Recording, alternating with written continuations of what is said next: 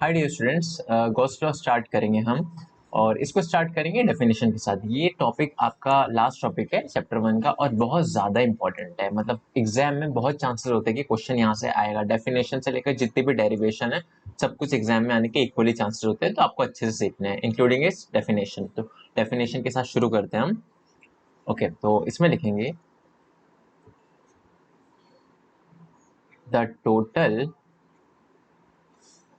Electric flux linked with a body या फिर close body is equal to 1 upon epsilon naught times the total charge enclosed inside the body when placed in vacuum। ये लिखा क्या है, इसको देखते हैं। द टोटल इलेक्ट्रिक फ्लक्स आपको पता है अच्छे से क्या होता है। Linked with a closed body, किसी क्लोज बॉडी के साथ जो इलेक्ट्रिक फ्लक्स लिंक हो। इसका मतलब ये कि अभी यहाँ पर बात किसकी की है, क्लोज बॉडी की। लेकिन क्लोज बॉडी को समझने से पहले एक बार सरफेस का देखते हैं। ये एक सरफेस है, इसका कुछ एरिया होगा। अब मान के चलिए यहाँ पर कुछ इलेक्ट्रिक फील्ड है, ऐसे है ना। इलेक्ट्रिक फील्ड कुछ इस तरह से, तो हम क्या बोलेंगे, इस सरफेस के साथ कुछ इलेक्ट्रिक फील्ड लिंक है ना, जिसकी हम वैल्यू भी निकालते हैं। इलेक्ट्रिक फ्लक्स लिंक है एक्चुअली, जिसका हम वैल्यू भी निकालते हैं, ई डॉट एस। ये सब चीजें आपको पता है। अब ये तो जो इलेक्ट्रिक फ्लक्स था वो किसके साथ लिंक था, ये तो हमने बात की एक सरफेस के साथ लिंक। अगर ओपन सरफेस है ये, मतलब ओपन एक प्लेन जैसा है, लेकिन अगर वो एक बॉडी हो मतलब कि कुछ ऐसा हो कि कुछ इस टाइप की बॉडी हो, 3D बॉडी, जिसके अंदर चार्ज हो, तो उस चार्ज से, जैसे चार्ज है, उस चार्ज से इलेक्ट्रिक फील्ड तो बाहर जाएंगे, ये आपको पता है। तो इलेक्ट्रिक फील्ड जो बाहर जाएगी उसके वजह से इस बॉडी का जो एरिया है उसके साथ इलेक्ट्रिक फ्लक्स लिंक होगा। तो गॉस लॉ उसी की बात करता है। ठीक है, तो इसको देखते हैं क्या कह रहा है। The total electric flux linked with a close body के साथ में जो टोटल इलेक्ट्रिक फ्लक्स है is equal to 1 upon epsilon not times the total charge enclose inside the body. Okay, तो इसको लिखते हैं मैथमेटिकल फॉर्म में।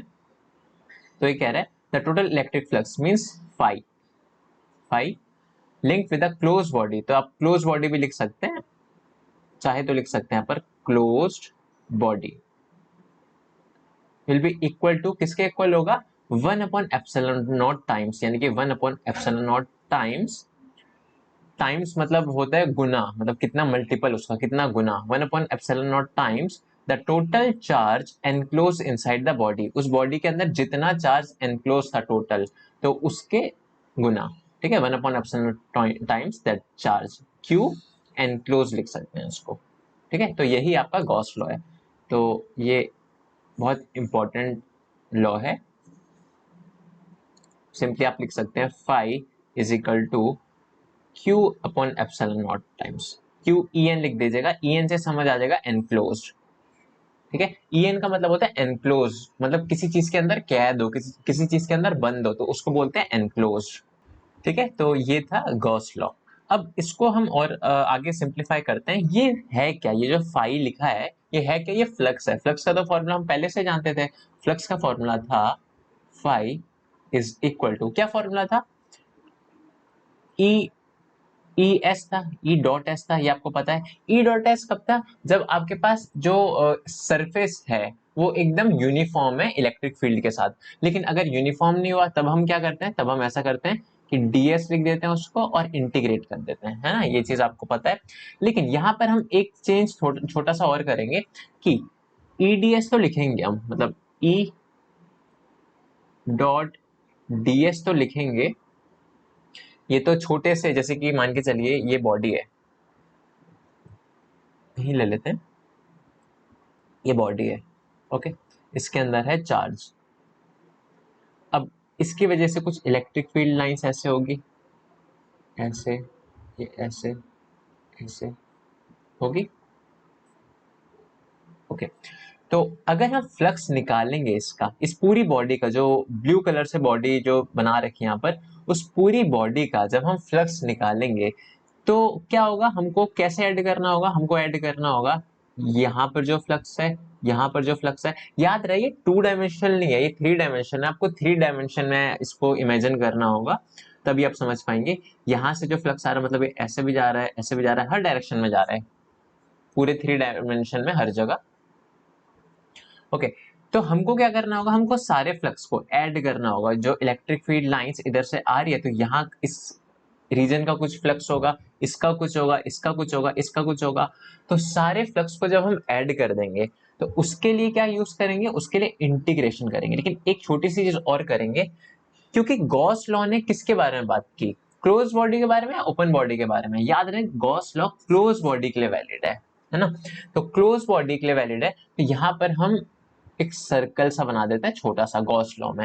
ये क्या दिखाता है सर्कल, कि क्लोज बॉडी की बात हो रही है, ठीक है। तो ये है, और ये चीज तो हम पहले देख चुके थे, ये फॉर्मूला पहले देखा था। और अभी गॉस ने क्या बोला, वो किसके इक्वल होगा, total charge enclosed upon epsilon not, ठीक है। तो ये है सबसे इंपॉर्टेंट फॉर्म गॉस लॉ का, ओके। ये था गॉस लॉ, बहुत इंपॉर्टेंट है, फॉर्मूला भी बहुत इंपॉर्टेंट है। और इसका चलिए एक काम करते हैं, अब इसका करते हैं, इसका प्रूफ देखते हैं, ठीक है। Proof, proof of Gauss's law, बहुत इजी सा है। देखिए ऐसा है कि मान के चलिए, लेट सपोज आपके पास एक चार्ज है Q, प्लस Q चार्ज है। तो यहां लिख भी सकते हैं आप, आपको लिखना आना चाहिए। लेट अस कंसीडर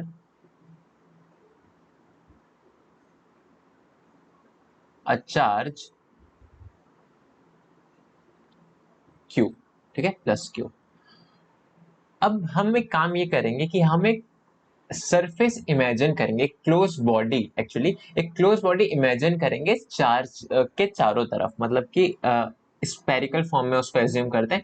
मान के चलिए आपका लेट सपोज ये एक चार्ज है, यहाँ पर एक चार्ज रखा है, तो इसके चारों तरफ, इस चार्ज के चारों तरफ आपको एक बॉडी इमेजिन करनी है, स्पेरिकल बॉडी। आप कह सकते हैं कि बलून के अंदर, एक गुब्बारे के अंदर, एक गुब्बारे के बीचों बीच में एक पॉइंट चार्ज रखा है, आप वैसे इमेजिन करिए इसको, ठीक है। तो मान के चलिए पॉइंट चार्ज है और उसके चारों तरफ एक सरफेस है,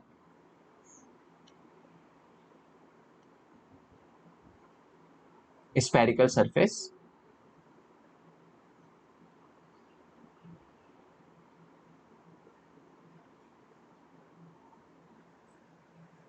चलिए ठीक है, ये स्फेरिकल सरफेस है। अब क्या है, अब ये ऐसा है कि let us consider a charge plus Q and a Gaussian surface. Gaussian surface, Gaussian surface क्या है, इलेक्ट्रिक फील्ड निकालने के लिए बच्चों एक हम सरफेस एज्यूम करते हैं जिसको हम गॉसियन सरफेस बोलते हैं। आगे आप देखेंगे इसी लेक्चर में कि गॉसियन सरफेस हम बहुत ज्यादा यूज करेंगे। गॉसियन सरफेस कुछ नहीं है, बस एक इमेजिनरी है। जैसे हमने चार्ज यहाँ पर माना था, तो चार्ज के बाहर अगर आप एक चार्ज लें तो उसके बाहर आप एक स्पेयर एज्यूम कर सकते हैं। क्यों एज्यूम करना है, क्योंकि हमको एक मैथमेटिकल कैलकुलेशन करना है इलेक्ट्रिक फील्ड वगैरह निकालने के लिए। लेकिन एज्यूम कर लेंगे, असल में एग्जिस्ट नहीं करता, बस एज्यूम कर लेंगे, तो उसको हमने बोला गॉसियन सरफेस। तो वही है, let us consider a charge plus Q and a Gaussian surface, या फिर गॉसियन सरफेस की जगह आप लिख सकते हैं गॉसियन स्फेरिकल सरफेस भी लिख सकते हैं, Gaussian spherical, spherical surface having radius R, radius R है इसका मतलब कि ये जो इसका स्पेयर है इसका रेडियस है आर, ओके। वन सेकेंड, इसको बीचों बीच में करता हूं मैं, यस, ये है प्लस क्यू। अब देखिए, आप कह सकते हैं इलेक्ट्रिक फील्ड या फिर इलेक्ट्रिक फ्लक्स की ही अगर बात करें हम, इस सरफेस से इलेक्ट्रिक फ्लक्स जो हम निकालेंगे वो कैसे निकालेंगे, phi equal to electric field into ds, जो हम यही यही चीज कह रहा हूं मैं, जो हम करते आए हैं। तो हमको क्या करना है, इस पूरे सरफेस से जो जितना भी फ्लक्स लिंक है, कैसे फ्लक्स लिंक होगा आपको पता है, इस चार्ज की वजह से पूरे रीजन में इलेक्ट्रिक फील्ड होगी हर डायरेक्शन में, ठीक है। अब किसी भी एक इलेक्ट्रिक फील्ड लाइन को देखते हैं। जैसे कि मान के चलिए लाइन इलेक्ट्रिक फील्ड लाइन जा रही है ऐसे, ये आपको पता है पॉजिटिव चार्ज से हमेशा अवे होता है, यहां से दूर जाएगा। तो यहां से इस रीजन को जब आप देखेंगे, इस रीजन को, तो इस रीजन के बारे में बात करते हैं, इस छोटे से रीजन के बारे में जिसका एरिया है डीएस।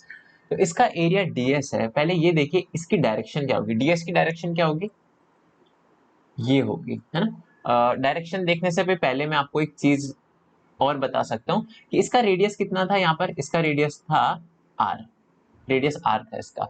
तो इलेक्ट्रिक फील्ड इस पॉइंट पी पर कितनी होगी आप इजीली बता सकते हैं, वो होगी यहाँ पर जो इलेक्ट्रिक फील्ड होगी E will be equal to K Q upon R square, ये चीज भी आपको पता है अच्छे से। तो इस पॉइंट पर जो इलेक्ट्रिक फील्ड है उसकी वैल्यू है ये K Q by R square, point charge की वजह से होती है। अब वापस से हम बात कर रहे थे कि हमको एक छोटा सा एरिया यहाँ पर कंसिडर करना है जिसका एरिया है डीएस, ओके, छोटा सा रीजन जिसका एरिया है डीएस। इसकी डायरेक्शन क्या होगी, इस एरिया वेक्टर की डायरेक्शन हमेशा मैंने बताया था बॉडी के बाहर की तरफ होती है, आउटवर्ड नॉर्मल, तो यानी कि इधर होगी। तो आप कह भी सकते हैं ये जो है आपका ब्लू, ये है ई वेक्टर, और ये जो रेड है आपका वो है डीएस वेक्टर, है ना। डीएस वेक्टर की डायरेक्शन बाहर की तरफ। ई वेक्टर और डीएस वेक्टर के बीच में एंगल कितना बन रहा है, आप कोई भी ले लीजिए, कोई भी रीजन ले लीजिए, आप देखेंगे कि ई के बीच में और उस पॉइंट में, उसी पॉइंट में डीएस के बीच में जो एंगल बनेगा हमेशा 0 डिग्री होगा, वो आप देख भी सकते हैं। जैसे कि यहाँ एज्यूम कीजिए यहाँ पर, तो यहाँ कैसी इलेक्ट्रिक फील्ड होगी, यहाँ से इलेक्ट्रिक फील्ड होगी बाहर हमेशा ऐसे, और इसका ही आप अगर एरिया वेक्टर लेंगे, इसका एरिया वेक्टर वो भी कैसे होगा, बाहर ही होगा। तो ये डीएस और ये डीई, तो दोनों की डायरेक्शन एकदम सेम डायरेक्शन है, यानी कि एंगल दोनों के बीच में बन रहा है 0 डिग्री, राइट। तो सारी चीज हमने डिस्कस कर लिया, अब बस मैथमेटिकल फॉर्म लिखना है इसका कि electric field due to point charge Q at point P, बोल दीजिए इसको, एट पॉइंट P कितनी होगी, वो होगी E is equal to K Q by R square, या फिर इसको आप के की वैल्यू भी लिख सकते हैं, ओके। ये रहा इलेक्ट्रिक फील्ड एरिया, इसको इक्वेशन 1 नाम दे दीजिए। और एक चीज कि अब लगाते हैं फ्लक्स, फ्लक्स निकालने के लिए हमको, जो हमने फ्लक्स का अभी हम कर क्या रहे हैं बच्चों, अभी हम कर रहे हैं इसको डिराइव कर रहे हैं, ये प्रूफ कर रहे हैं हम कि ये आया कहाँ से, ठीक है। तो वही देखिए, फ्लक्स का फॉर्मूला हम ये वाला लगाएंगे, ये आपका फ्लक्स है तो आप कह सकते हैं ये वाला फॉर्मूला हम लगाएंगे, ओके। ये वाला क्यों लगाएंगे अभी हम देखेंगे उसको। तो देखिए ये रहा 1/, अब क्या है फ्लक्स, फ्लक्स या फिर इलेक्ट्रिक फ्लक्स linked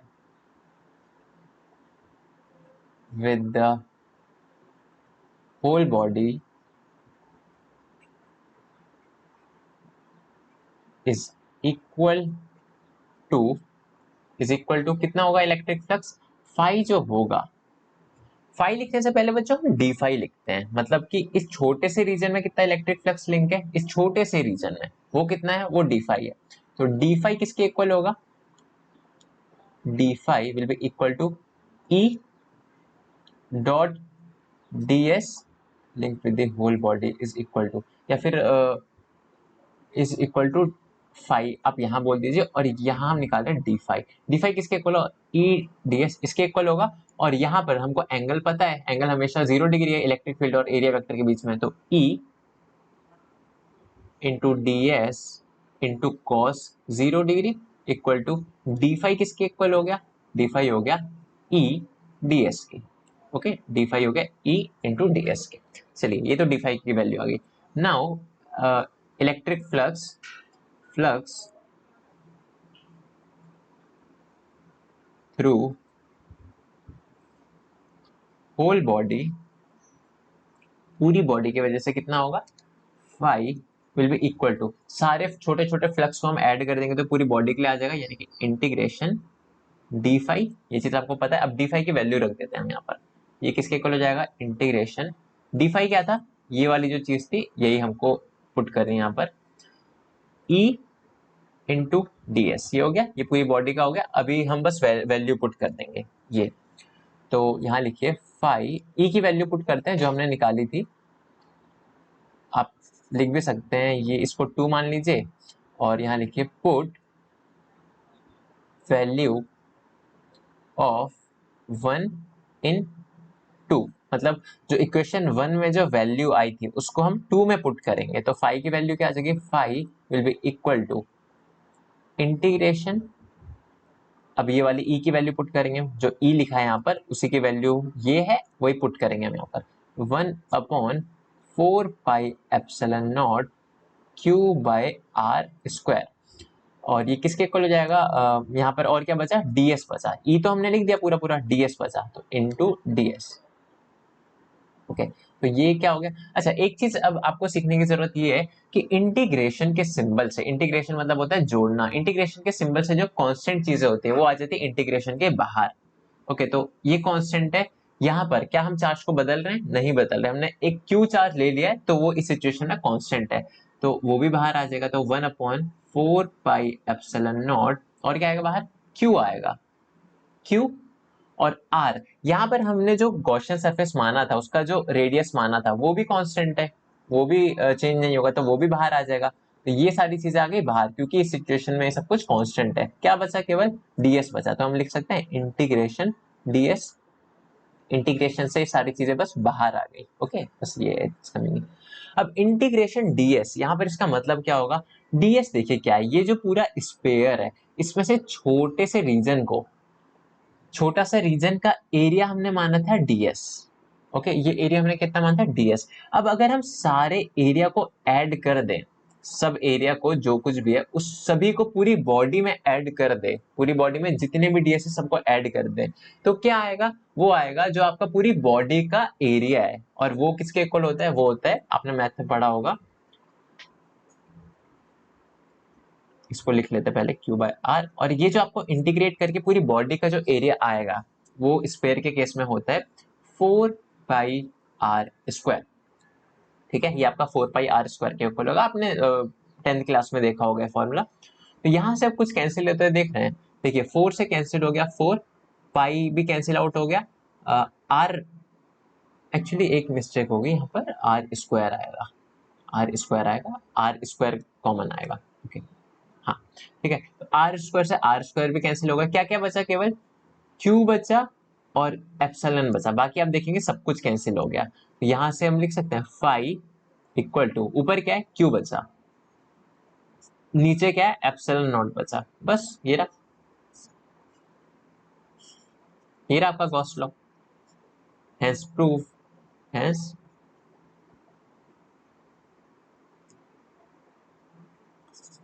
प्रूफ। ठीक है, तो ये आपका गॉस लॉ था जिसको हमने प्रूफ किया, इसके चांसेस एग्जाम में आने के कम है लेकिन बहुत इजी आप सीख सकते हैं। अब एग्जाम में जो आने के चांसेस है वो है आपका एप्लीकेशन ऑफ गॉस लॉ, उसको अब हम करते हैं, वो बहुत ज्यादा इंपॉर्टेंट है, ये आप देख लीजिएगा, ये डेफिनेशन काफी ज्यादा इंपॉर्टेंट है, एग्जाम में डायरेक्टली आती है डेफिनेशन, स्टेट गॉस लॉ, और right it's one of application, मतलब कोई सी एप्लीकेशन दे देगा और आपको बोलेगा इलेक्ट्रिक फील्ड निकालो, तो अभी हम देखेंगे, लास्ट पार्ट है वो, तो ये आप अच्छे से कीजिएगा। ठीक है, अब देखते हैं हम इसकी एप्लीकेशन। इसकी एप्लीकेशन समझने से पहले बच्चों हम बहुत बेसिक क्वेश्चन करते हैं, बहुत बेसिक बेसिक क्वेश्चन। ठीक है, मान के चलिए आपके पास एक बॉडी है, बॉडी ऐसे है जिसका कोई वेल डिफाइंड शेप नहीं है, तो अब क्या है, इसके अंदर है चार्ज Q1, लेट सपोज बस Q है, Q1 मान लीजिए। अब आपको बताना है कि इस बॉडी में से कितना फ्लक्स लिंक है, इस बॉडी से कितना फ्लक्स एग्जिट कर रहा है, कितना फ्लक्स आउट हो रहा है, क्योंकि आप कह सकते हैं कि ये इलेक्ट्रिक फील्ड की डायरेक्शन कुछ ऐसे होगी, तो आप देख रहे हैं इलेक्ट्रिक फील्ड की डायरेक्शन बाहर की तरफ है क्योंकि ये पॉजिटिव चार्ज है। अगर अंदर नेगेटिव चार्ज होता तो क्या होता, रिवर्स होती, ऐसे आ रहा होता इलेक्ट्रिक फील्ड, आपको पता है ये चीज। तो अभी क्वेश्चन आपका ये है कि एक बॉडी है, एक क्लोज सरफेस है जो मैंने येलो कलर से बनाया है, और इसमें कितना फ्लक्स लिंक होगा। तो आपको कुछ नहीं करना, आपको केवल इतना करना है, जितने भी चार्जेस हैं अंदर सबको जोड़ना है, उसको डिवाइड कर देना है एप्सिलॉन नॉट से, तो वही आपका फ्लक्स का आंसर होगा। तो अभी मैं बोलूंगा कि बताओ इस बॉडी में से कितना फ्लक्स लिंक है, तो आपका आंसर हो जाएगा 5 इज इक्वल टू कितना हो जाएगा, Q1। ये Q1 अंदर और कुछ है, कोई चार्ज नहीं, तो क्या होगा Q1 अपॉन एप्सिलॉन नॉट। हमेशा डिवाइड कर देना एप्सिलॉन नॉट से, बस यही है। डेफिनेशन में भी तो गॉस लॉ का यही था ना कि is equal to 1 upon epsilon not times the total charge inside the sphere, या फिर inside the surface, actually close surface. तो यही आपका आंसर है। ओके, तो और बॉडीज लेते हैं। मान के चलिए बॉडी है ऐसे, कुछ बॉडी इस तरह से, और अंदर जो चार्जेस है वो है Q1 माइनस Q2 और Q3 प्लस का। अब बताइए इस बॉडी से, जो पर्पल बॉडी है, उससे कितना फ्लक्स लिंक है। तो आप इजीली बता सकते हैं, flux will be equal to total charge enclose. हमेशा एक फॉर्मूला आपको पहले लिखना है, Q enclose upon epsilon not, ये हमेशा जनरल फॉर्मूला है गॉस लॉ का। अब क्या है क्यू एनक्लोज, एनक्लोज मतलब बॉडी के अंदर कैद कितना है। देखिए ऐसा नहीं कि आप, मैं कुछ बोलूँ तो ऐसा जरूरी नहीं कि मैं हर बार मतलब आपको बताऊं कि एनक्लोज का मतलब आप ये लिख लीजिए कॉपी में। अगर आपको लगता है कि एनक्लोज मीनिंग मैं बता चुका हूँ ऑलरेडी काफी बार, एनक्लोज मीनिंग आप भूल जाएंगे, तो अपनी नोटबुक के ऊपर लिख लीजिए एनक्लोज मतलब किसी के अंदर कितना कैद है ना, कितना उसके अंदर कंप्लीट चार्ज रखा हुआ है। तो क्यू एनक्लोज, तो ये चीज आपको ध्यान रखना है, ये तो बेस फॉर्मूला है आपका गॉस लॉ का, हमेशा ध्यान रखना है। अब यहाँ पर आप कह सकते हैं क्यू एनक्लोज कितना होगा, इस पर्पल बॉडी के अंदर टोटल कितना चार्ज है, Q1 plus minus Q2 plus सबको ऐड कर देना है Q3 अपॉन एप्सिलॉन नॉट। ये रहा इसका आंसर। कितना इजी है, बहुत इजी है गॉस लॉ। ओके, और देखते हैं, एक बॉडी है, इसके अंदर चार्ज है QA minus QB minus QC और 2 माइक्रोकूलम, ये चार चार्जेस है। तो अब मेरे को बताओ कि इस जो बॉडी है, ये जो बॉडी C है, इस बॉडी को नाम देते हैं C, इससे टोटल कितना फ्लक्स लिंक है। तो आप सिंपली आंसर कर सकते हैं कि flux link with the body C is always equal to Q enclose upon epsilon not. ये चीज तो हमेशा हमको लिखनी है ना। तो किसके इक्वल हो जाएगा, टोटल चार्ज कितना है अंदर, उसको लिखेंगे QA है प्लस QB, उसका माइनस साइन है तो माइनस QB, और प्लस QC के आगे भी माइनस साइन है तो QC plus 2 microcoulomb upon epsilon not. ये रहा इसका आंसर। कितना इजी है, आपको केवल बॉडी के अंदर जितने भी चार्जेस है सबको ऐड करके डिवाइड कर देना एप्सिलॉन नॉट से। ओके, तो यही था। और भी देखते हैं, लेट्स सपोज न्यूमेरिकल वैल्यू से लेते हैं। मान के चलिए यहाँ चार्ज है 16 माइक्रोकूलम का, यहाँ चार्ज है -14 माइक्रोकूलम, और यहाँ चार्ज है 7 माइक्रोकूलम का। ओके, अब देखिए, अब मैं बोलूंगा इस बॉडी ए से टोटल कितना फ्लक्स लिंक है, तो आप क्या करेंगे, simply flux link with body A will be equal to Q enclose by epsilon not. ये फॉर्मूला हमेशा लगाना है। क्यू एनक्लोज कैलकुलेट करेंगे, क्यू एनक्लोज कितना, एनक्लोज मतलब इस बॉडी के अंदर टोटल कितना चार्ज कैद है, 16 microcoulomb minus 14 microcoulomb plus 7 microcoulomb, जिसको इसको सॉल्व करेंगे, पहले एप्सिलॉन फॉर्मूला लिख लेते पूरा अपॉन एप्सिलॉन नॉट। इसको जब आप सॉल्व करेंगे तो ये आ जाएगा 279 microcoulomb upon epsilon not. Further आप इसको सॉल्व कर सकते हैं आगे, लेकिन आपका आंसर यही होगा। ओके, ठीक है, तो ऐसे आपको करके निकालना है, बहुत इजी है। अब एक चीज और यहाँ पर आपको ध्यान रखनी है कि एक बॉडी है, इसके अंदर चार्जेस हैं, ये हो गया QA, ये हो गया QB, ये हो गया माइनस QC, इधर बाहर हो गया QD। तो अब बताइए कितना फ्लक्स लिंक है इस बॉडी M में से, बॉडी M में से कितना फ्लक्स लिंक है, हमको ये बताना कितना होगा। ओके, तो हमेशा क्या करेंगे हम, कोई भी बॉडी है उसमें से टोटल फ्लक्स कितना होगा, total charge enclosed EN upon epsilon not. ये फॉर्मूला आप देखिए हमेशा यूज में आ रहा है, इसी फॉर्मूले से फ्लक्स निकालेंगे आप सारे। ओके, तो किसके इक्वल हो जाएगा? Q M will be equal to, एक बात ध्यान रखनी है बच्चों, हमेशा एनक्लोज चार्ज लेना, जो चार्ज कैद है अंदर हमेशा वही लेना, बाहर कौन सा चार्ज रखा है उससे मतलब नहीं होना चाहिए। तो यहाँ पर क्यू एनक्लोज कितना है, यहाँ पर क्यू ए है प्लस क्यू बी है माइनस क्यू सी है। क्या क्यूडी को लिखूंगा मैं? नहीं, नहीं लिखूंगा। क्यों नहीं लिखूंगा? क्योंकि ये बॉडी में एनक्लोज नहीं है, बॉडी के बाहर है, तो उसके वजह से फ्लक्स नहीं होगा अपॉन एप्सिलॉन नॉट, यही आपका आंसर हो जाएगा। ये चीज समझ आ गई? तो ये था। एक चीज और देख लेते हैं। देखिए, लेट सपोज यहाँ पर चार्जेस है क्यू ए, या फिर हाँ, मैं डायरेक्ट वैल्यू लिख देता हूँ, 2 microcoulomb minus 6 microcoulomb plus 3 microcoulomb, ये 3 चार्जेस रखे हैं। अब बताइए फ्लक्स कितना होगा? फ्लक्स कितना होगा बॉडी ए से, कितना होगा? तो क्या करेंगे आप, phi A will be equal to Q enclose by epsilon not, it will be equal to Q enclose कितना हो जाएगा, 2 microcoulomb minus 6 microcoulomb plus 3 microcoulomb upon epsilon not. Okay, ये इसको जब आप सॉल्व करेंगे तो आ जाएगा 5 minus 6 equal to -1 microcoulomb upon epsilon not. तो फ्लक्स नेगेटिव आ रहा है, इसका मतलब नेट चार्ज बॉडी में जितना भी है वो है नेगेटिव। तो आप कह सकते हैं जो नेट फ्लक्स है बॉडी में वो अंदर की तरफ है, मतलब फ्लक्स अंदर एंटर कर रहा है। समझ पा रहे हैं? आपको पता ही होगा कि अगर पॉजिटिव चार्ज है किसी बॉडी के अराउंड, बॉडी के अंदर अगर पॉजिटिव चार्ज है, तो जो फ्लक्स होगा उस बॉडी के साथ, जो फ्लक्स लिंक होगा वो पॉजिटिव होगा। लेकिन अगर अंदर नेट चार्ज नेगेटिव है, नेट चार्ज नेगेटिव है, तो जो फ्लक्स होगा वो आपका इनवर्ड होगा, मतलब बॉडी की तरफ होगा वो फ्लक्स। ठीक है, नेट फ्लक्स जो होगा आपका बॉडी की तरफ डायरेक्टेड होगा। ये चीज समझ आ गई? तो ये बेसिक सी चीज थी। तो गॉस लॉ आपका यही था। अब एप्लीकेशन बचा है, उसको भी हम करते हैं। तो बच्चों अब हम एप्लीकेशन करते हैं गॉस लॉ की। एप्लीकेशन गॉस लॉ की करने से पहले मैं आपको बता दूं कि इसकी एप्लीकेशन की हमको नीड पड़ी ही क्यों। देखिए, ऐसा होता है कि आपके पास जब एक चार्ज होता है Q, लेट सपोज आपके पास एक चार्ज है Q, ओके, तो उसकी वजह से, इस चार्ज Q की वजह से किसी भी पॉइंट पर आपको इलेक्ट्रिक फील्ड निकालनी है। लेट सपोज ये पॉइंट R डिस्टेंस की दूरी पर है और इस पॉइंट का नाम है P। मैं बोलूंगा पॉइंट P पर इलेक्ट्रिक फील्ड निकालिए कितनी है, तो आप इजीली निकाल सकते हैं। कैसे निकाल सकते हैं? फॉर्मूला है आपके पास, E will be equal to क्या होता है, K इंटू ये चार्ज Q है तो K Q अपॉन कितनी दूरी है R, तो R का स्क्वायर। ये आपका फॉर्मूला आप इजीली बता सकते हैं, किसी भी पॉइंट पे आपको निकालिए।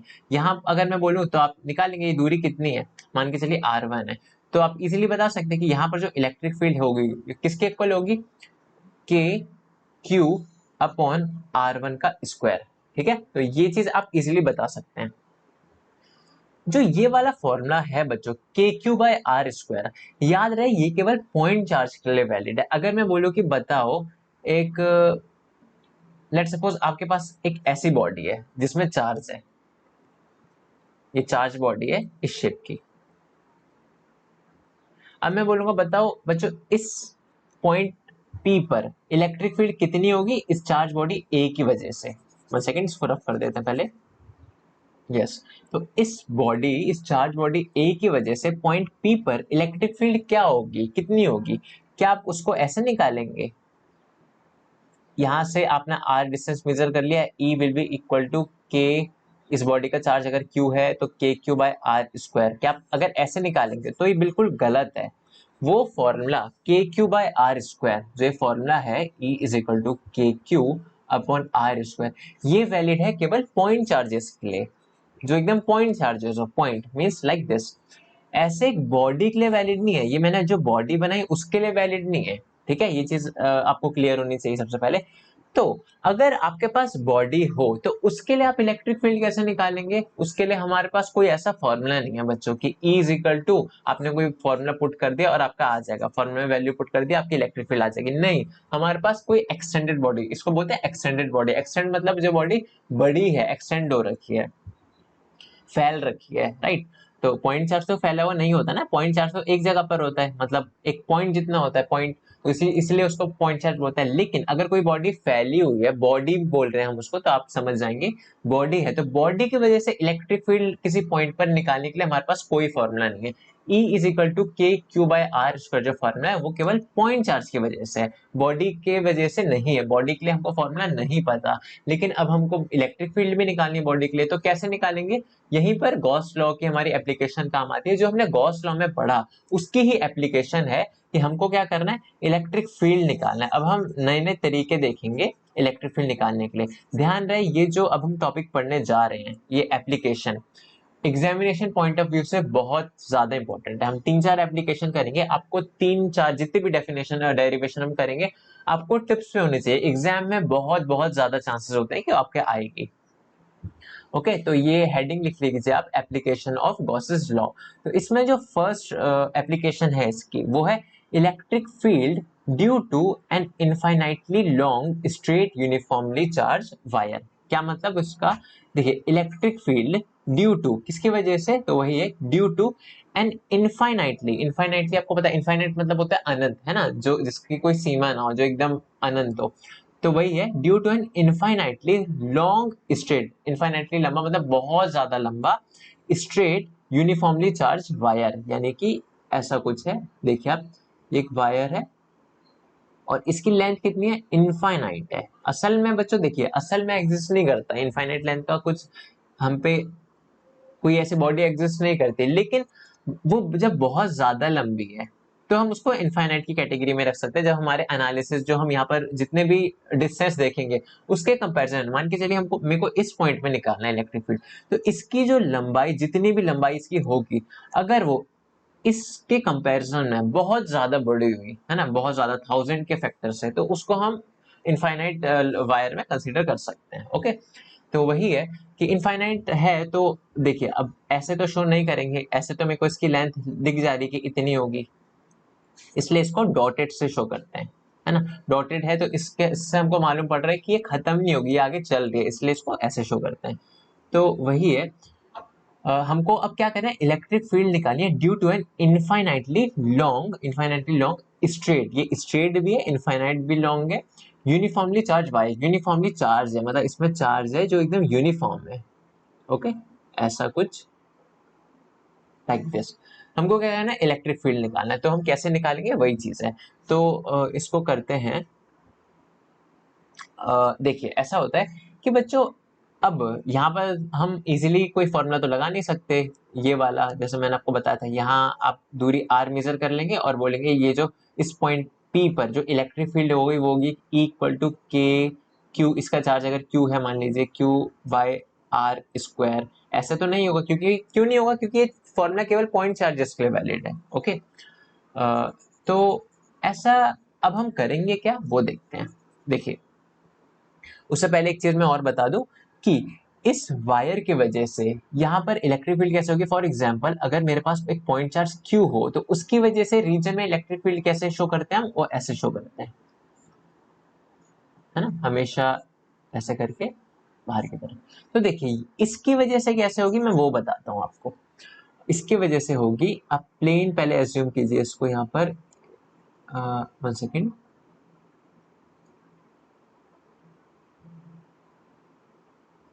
ये होगी कुछ इस तरह से कि ये चार्ज है, तो इसकी वजह से जो होगी वो ऐसे होगी, इस प्लेन में, आप प्लेन इमेजिन कर पा रहे होंगे ऐसे। यहाँ पर इस रीजन की वजह से जो होगी, इस पार्ट की वजह से वो कुछ ऐसे होगी, ये ऐसे हर डायरेक्शन में उस प्लेन में। राइट, आप समझ पा रहे होंगे कि एकदम जैसे ये लाइन है, तो इस लाइन की वजह से इस पॉइंट को अगर मैं देखूं, तो इसकी वजह से हर डायरेक्शन में ऐसे जा रही होगी। ओके, तो कुछ इस तरह से आप समझ पा रहे होंगे जो मैंने यहाँ पर ये बनाया। तो अब वापस से आते हैं कि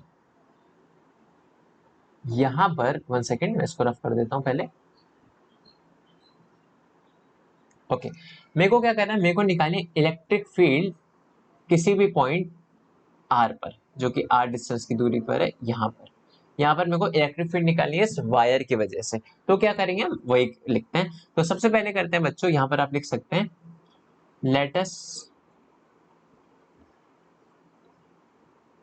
consider N late us consider an infinitely, जो क्वेश्चन में आपको दे रखा वही चीज आपको लिखना है, इनफाइनाइटली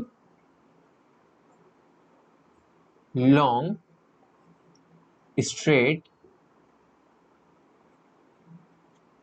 यूनिफॉर्मली चार्ज्ड वायर, ये चीज आपने लिख दी। अब इसकी खासियत क्या है, हम इलेक्ट्रिक फील्ड तो निकाल लेंगे लेकिन हमको इसके बारे में कुछ तो पता रहना चाहिए ना कि इसका चार्ज कितना है या फिर क्या चीज है। एक चीज आपने पढ़ी होगी लीनियर चार्ज डेंसिटी, तो इसकी लीनियर चार्ज डेंसिटी लैम्डा मान सकते हैं हम, अगर हमको लैम्डा क्वेश्चन में भी गिवन रहेगी, अगर कैसे भी क्वेश्चन आएगा आपका। तो ये है, let us consider an infinitely long straight uniformly charge wire having linear charge density, linear charge density equal to, या फिर इक्वल टू नहीं भी लिखेंगे, linear charge density lambda, lambda है उसकी लीनियर चार्ज डेंसिटी। हमको करना क्या है, ये तो हमने बता दिया कि एक इनफाइनाइटली लॉन्ग थिन वायर है यूनिफॉर्मली चार्ज, उसकी जो लीनियर चार्ज डेंसिटी है वो लैम्डा है। करना क्या है हमको, करना बच्चों ये है, वही हम लिखेंगे, we need to calculate electric field due to this wire at a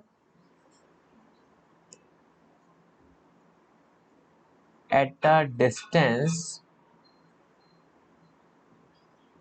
r। Okay हमको क्या करना है, हमको इलेक्ट्रिक फील्ड निकालनी है इस वायर की वजह से जो कि इससे r डिस्टेंस की दूरी पर है। ये परपेंडिकुलर डिस्टेंस, ध्यान रहे कि जो डिस्टेंस है परपेंडिकुलर होना चाहिए इसके। तो हमको क्या करना है, इस r डिस्टेंस की दूरी पर निकालना है charge, electric field actually. Okay तो अब क्या करेंगे बच्चा, अब हम यहाँ पर यूज करेंगे गॉस लॉ। तो वो कैसे यूज करेंगे देखते हैं। तो यहाँ पर लिखेंगे हम कि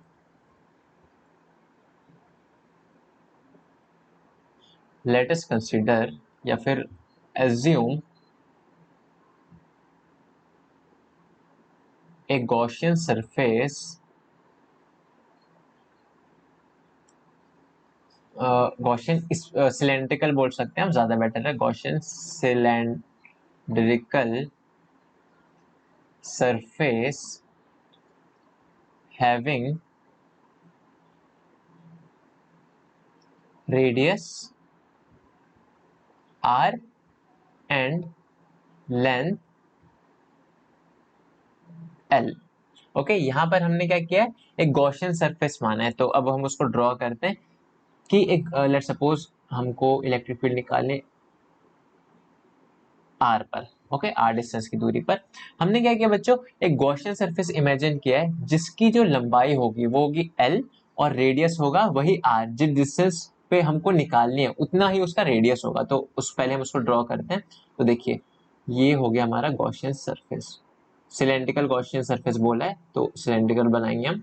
क्यों बनाएंगे सिलेंड्रिकल, क्योंकि हमारी जो कैलकुलेशन है उसी से बहुत अच्छी होगी, इसलिए ये आप सीख जाएंगे इसको धीरे धीरे, और आपका एग्जाम में यही केसेस आएंगे, इससे ज्यादा नहीं पूछेगा आपके एग्जाम में, राइट। तो 1 सेकेंड, ये ढंग से बन नहीं रहा है, तो आप इनको अच्छे से समझ जाइएगा और प्रॉब्लम प्रैक्टिस कीजिएगा तो इजीली ये हो जाएगा।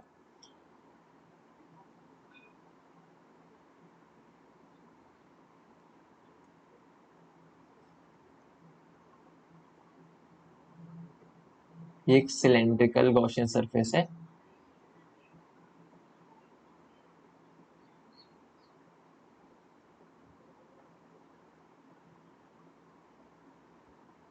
ओके ये सिलेंड्रिकल गॉसियन सरफेस है। अब क्या है, मैंने गॉसियन सरफेस बना दिया, मेरे को पता है कि इसके वजह से जो इलेक्ट्रिक फील्ड होगी वो कैसे होगी, यहाँ से जो इलेक्ट्रिक फील्ड होगी वो ऐसे होगी, ऐसे होगी, इधर होगी, इधर होगी, ऐसे होगी, पीछे होगी। ये चीज से आप अवेयर हैं। तो हमको करना क्या है, हमने गॉसियन सरफेस को इमेजिन कर लिया, आप लिख भी सकते हैं कोएक्सियल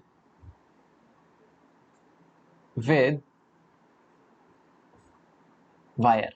कोएक्सियल विद वायर मतलब कि हमने बस इमेजिन नहीं किया, ऐसे इमेजिन करना है कि वो एकदम बीचों बीच हो, है ना, उसके एक्सिस जो एकदम बीचों बीच हो, right.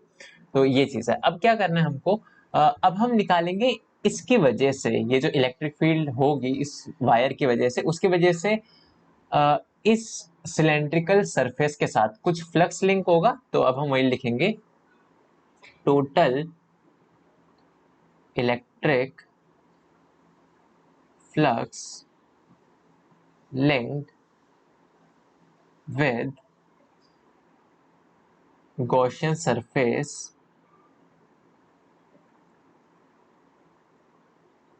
will be equal to phi। किसके इक्वल होगा, ये होता है इंटीग्रेशन गॉसियन सरफेस के लिए। मैंने गॉस लॉ फॉर्मूला आपको क्या बताया था, क्लोज बॉडी का देखना पूरा, E डॉट ds, ये बताया था मैंने आपको। अब देखिए, अब इलेक्ट्रिक फील्ड, ये ना इस रीजन को हम तीन कैटेगरी में बांट देते हैं। एक ये वाला जो आप देख रहे हैं ऊपर वाला, ये टॉप वाला, एक ये पूरा कर्व्ड वाला, मतलब जो ये है पूरा, और तीसरा है ये। तो तीन रीजन में आप इसको बांट सकते हैं। तो इसको बोल दीजिए ये जो है फर्स्ट रीजन, ये वाला रीजन आपका सेकंड रीजन है, और ये वाला रीजन है third region. Okay, first second third आप समझ गए होंगे कि लेट सपोज अगर ये है, तो इसमें जो इसका टॉप है, इसको सिलेंड्रिकल एज्यूम कर सकते हैं आप, इसका जो टॉप है तो वो है आपका फर्स्ट रीजन, इसका जो बेस है वो है आपका सेकंड रीजन, मतलब थर्ड रीजन, और सेकंड रीजन आपका ये पूरा, मतलब ये जो पूरा इसका है ये उसका सेकंड रीजन है। ओके, तो वही चीज है, हमने फर्स्ट सेकंड थर्ड मान लिया। तो इस पूरी बॉडी से जो फ्लक्स होगा वो कैसे होगा, वो उतने के इक्वल होगा जितना इन तीनों रीजन से जो फ्लक्स है। तो हम इसको ऐसे लिख सकते हैं, phi will be equal to integration E dot ds, तीनों को जोड़ना है हमको। तो यहां पर हम लिख सकते हैं फर्स्ट बॉडी, तो फर्स्ट बॉडी तो नीचे आप लिख दीजिए फर्स्ट। अब आपको यहाँ क्लोज नहीं लगाना, क्यों नहीं लगाना, क्योंकि अब हम केवल इतने रीजन की बात कर रहे हैं, तो ये रीजन तो क्लोज नहीं है ना, ऊपर वाला ये रीजन तो क्लोज नहीं है, ये तो बस एक सरफेस है।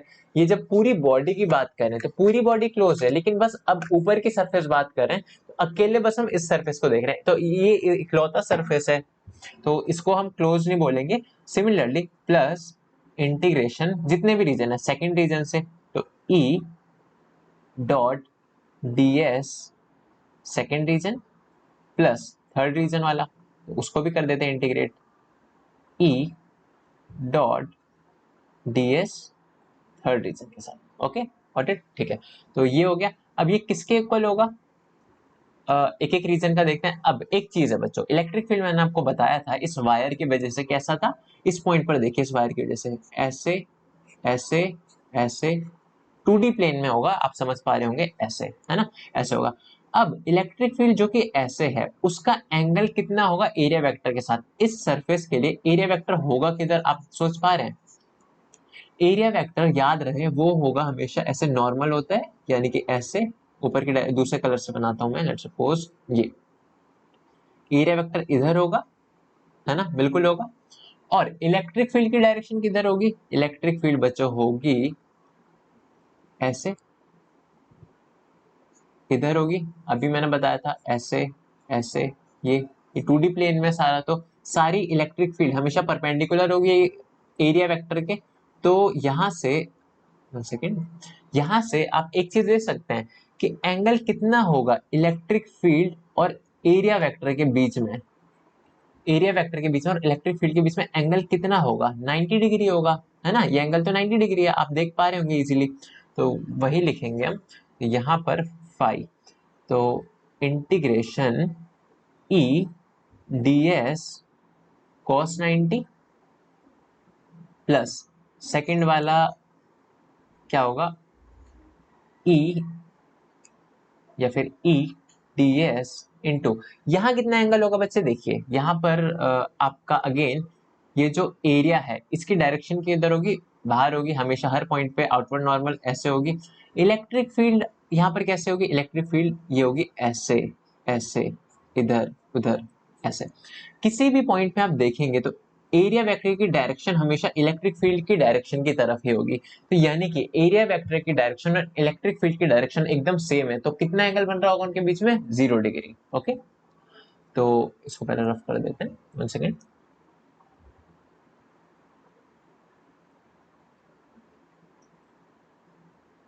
ओके, तो वो कितना बन रहा होगा, 0 डिग्री, तो उसको लिखेंगे अभी हम cos 0 डिग्री। सिमिलरली ये सेकंड के लिए था, ये फर्स्ट के लिए था। सिमिलरली यहाँ पर हम इसको भी करेंगे। यहाँ पर भी आप देखेंगे तो आपको दिखेगा कि एंगल जो बन रहा है यहाँ पर कितना बन रहा है, ये देखिए इसका कितना एरिया होगा, एरिया वेक्टर की डायरेक्शन ये होगी। इलेक्ट्रिक फील्ड की डायरेक्शन क्या होगी, इलेक्ट्रिक फील्ड की डायरेक्शन आपका ऐसे होगा इस पॉइंट पर।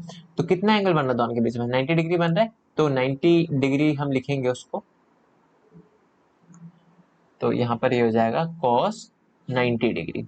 अब एक चीज, ये थर्ड रीजन के लिए था। एक चीज, cos 90 की वैल्यू क्या होती है बच्चों, वो होती है 0। तो आप यहाँ पर लिखेंगे 0। ये वाला जो हमने पूरा सॉल्व किया क्या आ जाएगा, 0। क्यों, क्योंकि ये 0 है, राइट।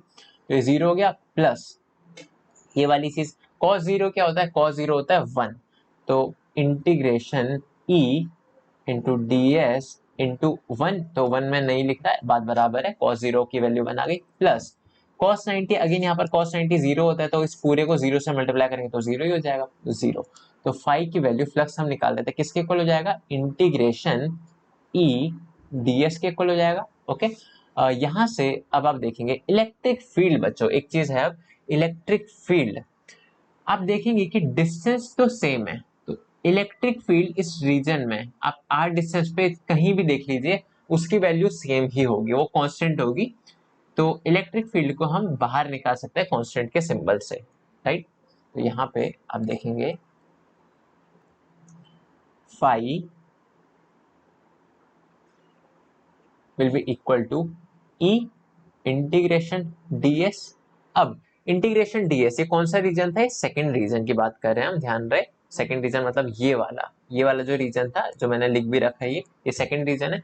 तो इसका जब आप पूरा सिलेंड्रिकल का जब आप ये सरफेस एरिया निकालेंगे, इसको बोलते हैं लेटरल सरफेस एरिया। तो ये जो आएगा ये किसके इक्वल आएगा बच्चों, ये आपको ध्यान रखना है, ये हो जाएगा phi will be equal to E into जो एरिया आएगा वो आपको डायरेक्टली याद होना चाहिए, वो होगा 2 पाई r l, इसके इक्वल होगा ये एरिया, ठीक है। तो ये आ गया हमारे पास फ्लक्स। तो फ्लक्स की जो वैल्यू आ गई वो आप लिख भी सकते हैं ऐसे, flux will be equal to E into 2 pi r l, ये आपका फ्लक्स हो गया। अब क्या करना है, ये तो फ्लक्स आ गया, हमारा काम क्या था बच्चों, हम कर क्यों रहे हैं ये सब, हम कर रहे हैं इलेक्ट्रिक फील्ड निकालने के लिए। तो गॉस लॉ में हमने देखा था, यूजिंग गॉसेस लॉ, हमको एक चीज तो पहले से पता थी, जो गॉस लॉ ने यहाँ पर बात जो बोली थी, ये वाली चीज अब हम यूज करेंगे, ये आपको पता होगा। तो हम लिख सकते हैं phi will be equal to integration of whole body electric flux ds। Okay, और ये किसके इक्वल होता है, Q enclose upon epsilon not के, ये चीज आपको पता है। क्यू एनक्लोज मतलब यहाँ पर हम एनक्लोज, देखिए जब आपके पास एक चार्ज बॉडी थी जो इनफाइनाइट लॉन्ग थी, तो आप क्यू एनक्लोज कितना लेते, क्यू कितना कैद था, तो हमको तो ये बताना पड़ेगा ना कि किसके अंदर क्यू कैद था। अभी क्यू कैद थोड़ी है, अभी बस ये जो वायर थी इनफाइनाइटली लॉन्ग, उसमें तो बस चार्ज था, कुछ कैद कितना था, कैद होने के लिए तो कुछ बाहर बॉडी तो होनी चाहिए, तभी तो हम बताएंगे ना कि कितना उसके अंदर है। तो इसलिए हमने यहाँ पर ये ड्रॉ की थी। अब हमको क्या करना है, हमने एक चीज और ये बोला था ना, एज्यूम अ गॉसियन सिलेंड्रिकल सरफेस, ये वाला जो येलो कलर से मैंने डॉटेड बना रखा है वो हमारा स्फेरिकल सिलेंड्रिकल गॉसियन सरफेस था, तो हमने एज्यूम किया। तो किसके इक्वल हो जाएगा, वो हो जाएगा इसका रेडियस हमने माना था r, और इसकी लंबाई कितनी मानी थी, l मानी थी, ये थी l। ओके, लिखा भी था, हम लिख भी चुके हैं सारी चीजें, l। तो वही हम को निकालना। अब एनक्लोज चार्ज कितना होगा बच्चों, यहाँ पर आपका काम आता है लीनियर चार्ज डेंसिटी। तो आपको पता है कि लीनियर चार्ज डेंसिटी लैम्डा का फॉर्मूला क्या होता है बच्चों, अगर आपको पता होगा तो मैं पढ़ा चुका हूँ, Q by L. Okay, Q by L होता है, ये आपने देखा है। तो यहाँ से Q एनक्लोज आप कितना लिख सकते हैं, Q एनक्लोज कितना होगा, L को अगर मैं इधर ले जाऊं तो क्या आ जाएगा, लैम्डा इंटू एल आ जाएगा। तो क्यू एनक्लोज इतना है, तो बस अब क्या करना है हमको, इसी को पुट कर देना है। तो इसको आप मान लीजिए इक्वेशन फर्स्ट, इसको सेकंड बोल दीजिए और इसको बोल दीजिए थर्ड। हमको करना क्या है, हमको ये करना है कि फाई की वैल्यू हम दो तरीके से निकाल सकते हैं, एक इससे और एक इससे, है ना। हमने इस तरीके से अच्छे से निकाली है, जो भी कुछ हमने किया वो इस तरीके से किया। अब हम क्या करेंगे, इस वैल्यू में पुट कर देंगे जो ये हमने निकाला। तो देखते हैं इसको, put the value of equation 1 and third in equation 2। Equation 1 और थर्ड में कि मैं 1 और थर्ड की जो वैल्यू है वो 2 में पुट कर देनी है, यानी इसमें पुट कर देनी है। तो आप कह सकते हैं कि फाई की वैल्यू जो आई वो किसके इक्वल थी, वो फाई जो हमने निकाला, ये निकाला, ये किसके इक्वल था, इसके इक्वल। यानी कि अभी एक चीज आप समझेंगे, वेट, ये वाली जो चीज है ये इसके इक्वल है। कैसे इसके इक्वल है, क्योंकि देखिए हम इसी को सॉल्व कर रहे थे। ये जो है, देखिए ये रेड और ये रेड, हमने शुरुआत यही किया था, शुरू यही से हुआ था। और सॉल्व करते करते ये जो भी कुछ हमने सॉल्व किया और ये सॉल्व हमने किया, फाइनली हम कहाँ पहुंचे, यहाँ पहुंचे। इसका मतलब ये वाली जो चीज है जो कि ये है वो इसके इक्वल है ना। तो वही अब हम लिखेंगे कि ई इंटू 2 पाई आर एल, ये किसके इक्वल हो जाएगा, ये हो जाएगा Q enclose by epsilon not. Q enclose by epsilon not, Q enclose हम ऑलरेडी निकाल चुके हैं, तो इसको रख देंगे यहाँ lambda L by epsilon not, ये चीज है।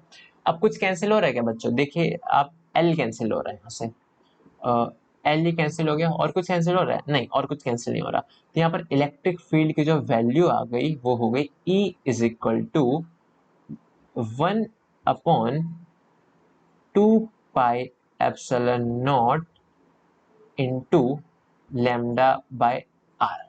ओके, या फिर इसको आप दूसरे तरीके से ऐसे लिख सकते हैं कि आप इसको ऐसे भी बोल सकते हैं, ई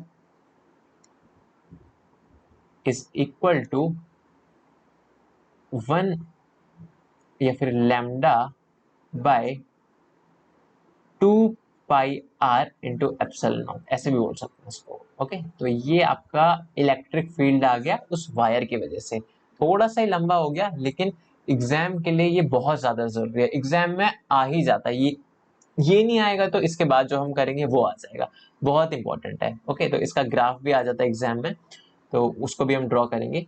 तो पहले यहाँ आप देख सकते हैं, लिख भी लीजिए यहाँ पर, E is inversely proportional to R, है ना। पॉइंट चार्ज के केस में आपने देखा था जो इलेक्ट्रिक फील्ड होती है वो आर स्क्वायर से इनवर्सली प्रोपोर्शनल होती है, लेकिन यहाँ जो वायर है आपके पास, इनफाइनाइटली लॉन्ग वायर, उसकी वजह से जो इलेक्ट्रिक फील्ड है वो केवल आर के इनवर्सली प्रोपोर्शनल है, राइट। तो यही थी इलेक्ट्रिक फील्ड इनफाइनाइट वायर की वजह से। तो इसका ग्राफ भी आ सकता है एग्जाम में, वो भी बना देते हैं। तो ग्राफ ग्राफ कुछ इस तरह से बनेगा इसका कि लेट सपोज ये है इलेक्ट्रिक फील्ड और ये है आर। आप देखेंगे जब आप चार्ज से दूर जाते जाएंगे, जब आप इस वायर से दूर जब जाते जाएंगे, आप बहुत दूर चले गए, तो उस सिचुएशन में क्या हुआ, आर की जो वैल्यू है वो बढ़ गई, आर की वैल्यू बढ़ गई। तो आर की वैल्यू जब बढ़ेगी तो आप देखेंगे इलेक्ट्रिक फील्ड घटेगी, यानी कि हम कह सकते हैं कि आर की वैल्यू बढ़ाएंगे तो इलेक्ट्रिक फील्ड घटेगी और आर की वैल्यू घटाएंगे तो इलेक्ट्रिक फील्ड बनेगी। तो जो इसका ग्राफ बनेगा बच्चों वो कुछ इस टाइप का बनेगा।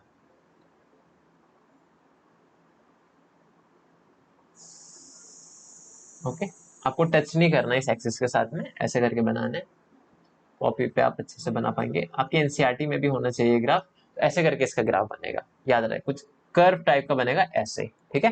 तो ऐसे करके आपको बनाना है। तो आप लिख भी सकते हैं ई जो है inversely proportional to R square है, राइट। तो ये था आपका इसका ग्राफ, और यही था एप्लीकेशन ऑफ गॉस लॉ का एक एप्लीकेशन। ऐसे अभी 2-3 और करने, तो आप उसको भी देख सकते हैं, उसको देखते हैं, चलिए। बस इलेक्ट्रिक फील्ड करेंगे हम due to uniformly charge conducting sphere. तो क्या मतलब है इसका, देखिए आपके पास एक स्पेयर है, conducting sphere to be precise, ये कंडक्टिंग स्पेयर है और इसके ऊपर है कुछ चार्ज जो कि यूनिफॉर्मली स्प्रेड है, क्योंकि ये कंडक्टर है तो इसमें यूनिफॉर्मली स्प्रेड ऑटोमेटिकली हो जाएगा। अब देखिए हमको क्या करना है, इलेक्ट्रिक फील्ड निकालना है। अब सेंटर है इसका, यहाँ पर ओ सेंटर नाम दे दीजिए ओ, इसका रेडियस आर बोल दीजिए। हमको क्या करना है, हमको इलेक्ट्रिक फील्ड निकालनी है अलग अलग पॉइंट पे, मतलब यहाँ पर भी निकाल सकते हैं हम, यहाँ पर भी निकालेंगे, यहाँ पर भी निकालेंगे, मतलब एक पॉइंट जो कि स्पेयर के बाहर है, एक पॉइंट जो स्पेयर के ऊपर है और एक पॉइंट जो स्पेयर के अंदर है। इन तीनों पॉइंट पे हमको इलेक्ट्रिक फील्ड निकालनी है, राइट। तो इसको देखते हैं, तो आप लिख सकते हैं late us consider a spherical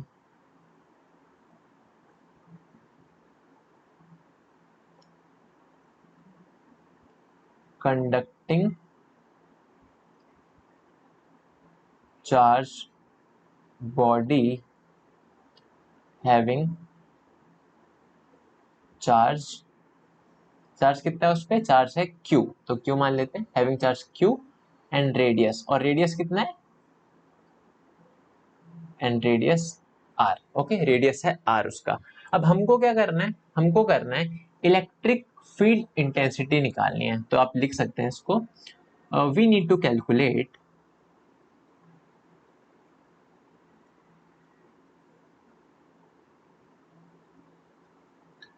electric field intensity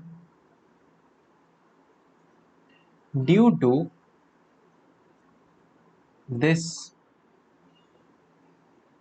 charge sphere, charge sphere at, कहाँ निकालनी है इलेक्ट्रिक फील्ड, अलग अलग जगह पे निकालनी है। एक पॉइंट पे वहां निकालनी है जो इस स्पेयर के बाहर हो, एक पॉइंट पे वहां निकालनी है जो इस स्पेयर में हो, और एक पॉइंट पे वहां निकालनी है जो इस स्पेयर के अंदर हो, okay.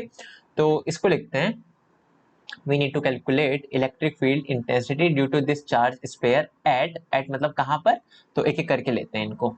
First at a point outside sphere at a distance r, एक r डिस्टेंस पे, मींस यहां से एक r डिस्टेंस पे एक पॉइंट है, r डिस्टेंस पे, वहां पर हमको निकालनी है इलेक्ट्रिक फील्ड, है ना। इस स्फीयर की वजह से इस पॉइंट पर इलेक्ट्रिक फील्ड कितनी होगी वो निकालनी है हमको। तो ये आपकी एक मिनी हेडिंग हो गई है, तो ये आपने हेडिंग लिखी। अब इसमें आगे लिखेंगे हम, अभी हम क्या निकाल रहे हैं इस पॉइंट पर, इसको एक नाम भी दे देते हैं, आप बोल सकते हैं इसको पॉइंट, इसको बोल दीजिए पॉइंट पी। पॉइंट पी पर हमको निकालना है इलेक्ट्रिक फील्ड, राइट, तो पॉइंट पी। चलिए तो इसमें देखेंगे कि let us assume a Gaussian surface, Gaussian surface, कैसा Gaussian surface, Gaussian surface of radius, in fact वो गॉसियन सरफेस भी कैसा होना चाहिए, स्फेरिकल, तो आप लिख सकते हैं ब्रैकेट में spherical, of radius small R, okay, radius concentric, concentric with charge spare.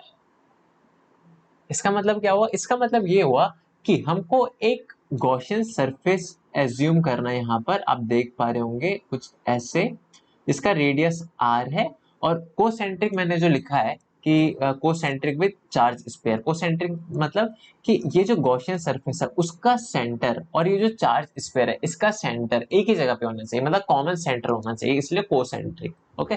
तो हमने ऐसा गॉसियन सरफेस ड्रॉ किया, मेरे पे यहाँ स्पेस नहीं है तो मैं इधर का नहीं दिखा पाऊंगा, लेकिन आप समझ गए होंगे कि ये कैसा स्पेयर है, एकदम स्फेरिकल है। तो यहाँ पर बच्चों जो अब हम यहाँ पर लिखेंगे कि डायरेक्टली हम फ्लक्स लिखेंगे, फ्लक्स किसके इक्वल होता है आपका, integration E D S and it will be equal to Q enclose by epsilon not. ठीक है, तो यहाँ से इंटीग्रेशन डीएस मतलब इस पूरी बॉडी में जो गॉसियन सरफेस है इसमें हम पूरे बॉडी में इंटीग्रेट कर देंगे ईडीएस को। अब देखिए आप यहाँ पर इलेक्ट्रिक फील्ड की डायरेक्शन कैसे होगी, इलेक्ट्रिक फील्ड की डायरेक्शन होगी ऐसे ऐसे ऐसे। कोई भी पॉइंट आप देख लीजिए, इस पॉइंट पर गॉसियन सरफेस आप ड्रॉ करेंगे, मतलब कोई भी डीएस एलिमेंट का एक एरिया एज्यूम करेंगे, उसकी डायरेक्शन, उसका जो एरिया वेक्टर होगा वो भी बाहर की तरफ होगा, और उसका और इलेक्ट्रिक फील्ड इंटेंसिटी का कितना एंगल बन रहा होगा दोनों के बीच में, आप देखेंगे 0 डिग्री बन रहा है। कोई भी आप पॉइंट ले लीजिए, लेट सपोज यहाँ ले लीजिए, तो इसका एरिया वेक्टर होगा बाहर की तरफ, इनके बीच में एंगल कितना बन रहा होगा 0। ओके, 0 डिग्री, तो वही है। तो इसको लिखेंगे इंटीग्रेशन ई, तो integration E D S cos 0 degree equal to Q enclose.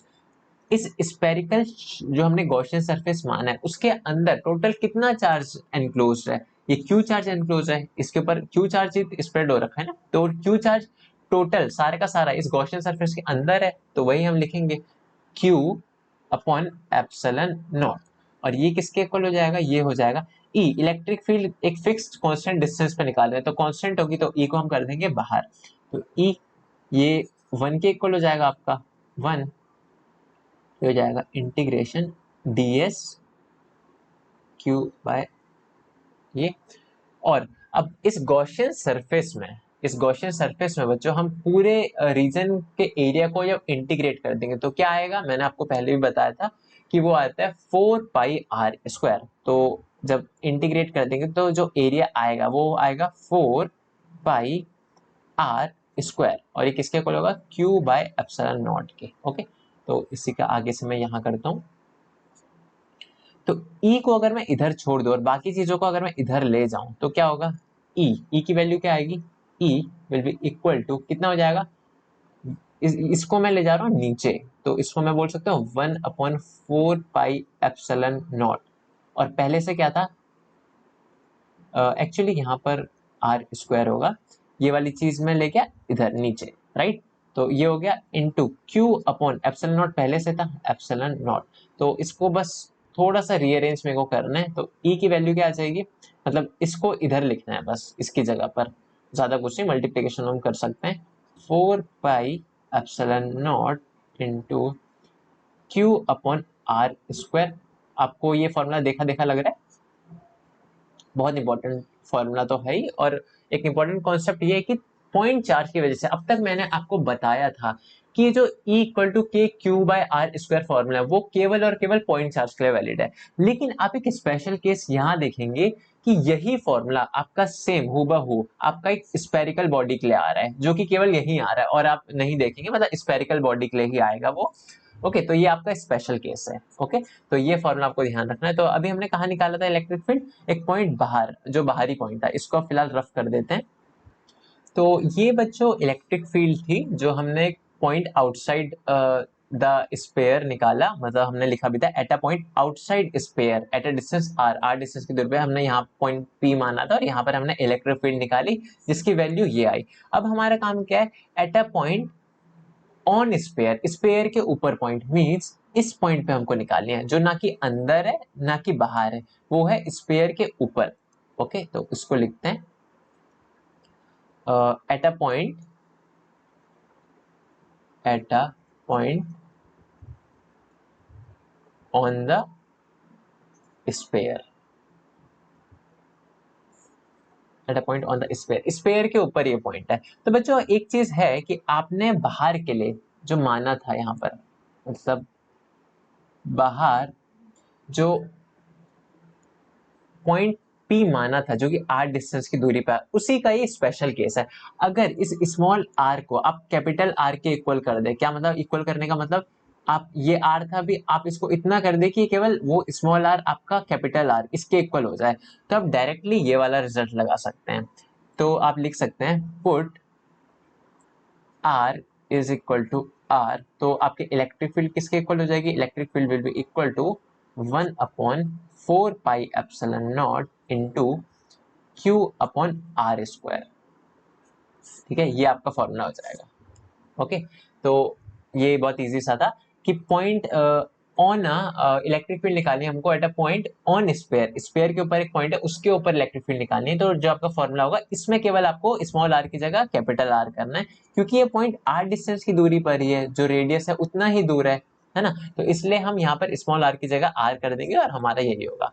तो हमने कहाँ कहाँ के लिए निकाल लिया, हमने आउटसाइड के लिए निकाल लिया, हमने ऑन के लिए निकाल लिया, अब हमको निकालना है इनसाइड के लिए। तो यहाँ आप लिखिए थर्ड जो है इसमें, at a point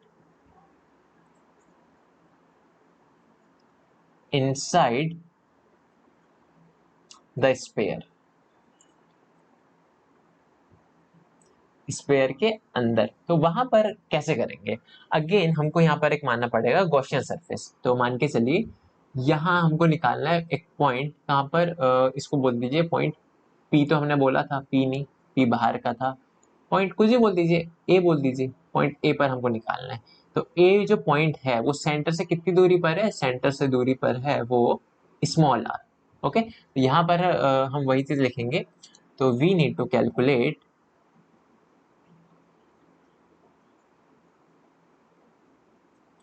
electric field due to spherical charge conductor at a distance r from center of sphere, sphere के सेंटर से r डिस्टेंस की दूरी पर है। तो यहाँ पर हमको वही सेम चीज करनी होगी। Late us assume a, let us assume a Gaussian surface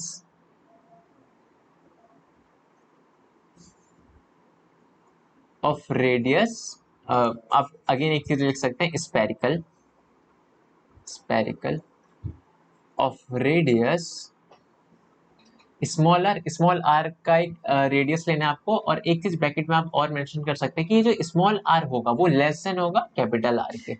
okay, small R less than R. तो यहाँ पर क्या होगा, यानी कि कैसा स्पेरिकल सरफेस है वो ऐसा है, ड्रॉ करते हैं इसको लाइक दिस।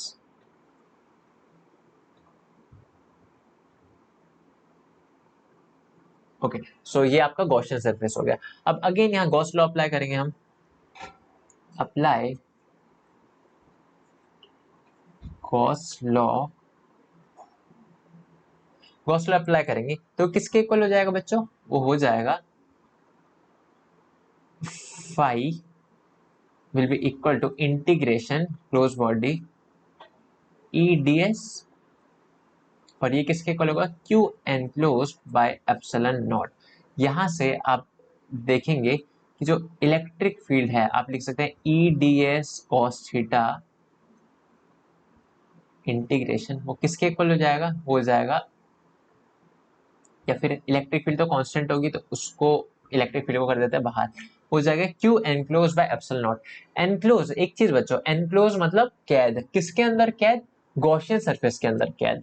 एक बात बताइए, जो मैंने यहाँ गॉसियन सरफेस माना है इसके अंदर कोई चार्ज कैद है, आप देख पा रहे हैं, नहीं कोई चार्ज कैद नहीं है। जो भी चार्ज है वो स्पेयर के आउटसाइड में ऑन द स्पेयर है, स्पेयर के अंदर कोई चार्ज नहीं है ना, स्पेयर के अंदर कोई चार्ज नहीं है। तो Q एनक्लोज कितना हो जाएगा, Q enclose will B zero hair. तो एप्सिलॉन नॉट, तो E की वैल्यू क्या आ जाएगी, जीरो। तो ये रहा आपका रिजल्ट। ये किसके लिए, inside the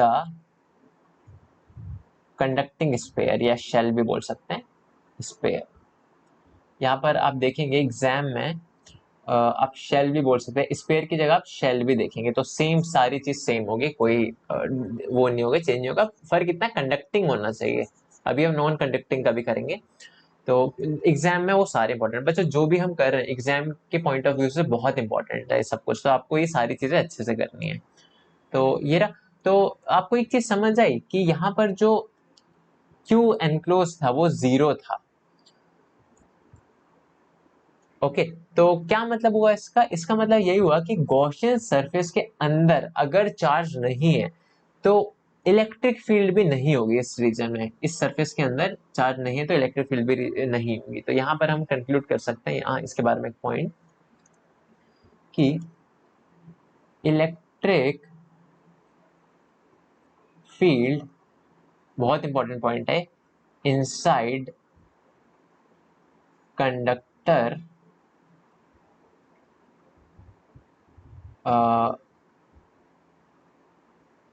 in electrostatic condition, electrostatic या फिर इन इलेक्ट्रोस्टैटिक कंडीशन आप लिख सकते थे, ऐसे भी लिख सकते हैं, कंडीशन इज जीरो, ऐसे भी लिख सकते हैं, या फिर और ऐसे भी लिख सकते हैं, in electrostatics condition, electrostatic condition. Electrostatic condition मतलब बच्चों की यहाँ पर जो चार्ज है वो स्टैटिक रहना चाहिए, रुका रहना चाहिए। ये नहीं कि आपने यहाँ पर वायर जोड़ रखी है और यहाँ से वो कर रखी है और यहाँ पर आप करंट इससे फ्लो करवा रहे हैं, उस सिचुएशन में अंदर इलेक्ट्रिक फील्ड जीरो नहीं होगी। ठीक है, तो वही है कि इन इलेक्ट्रोस्टैटिक कंडीशन, एक कंडीशन आपको ध्यान रखनी है, उसके बाद आगे की चीज होगी। इलेक्ट्रिक फील्ड इनसाइड, किसके इनसाइड, याद रहे कंडक्टर के इनसाइड, हमेशा inside conductor is always zero. ठीक है, ये चीज है, बहुत इंपॉर्टेंट है। इसका ग्राफ भी देख लेते हैं। ग्राफ, इसका ग्राफ कुछ इस तरह से बनेगा।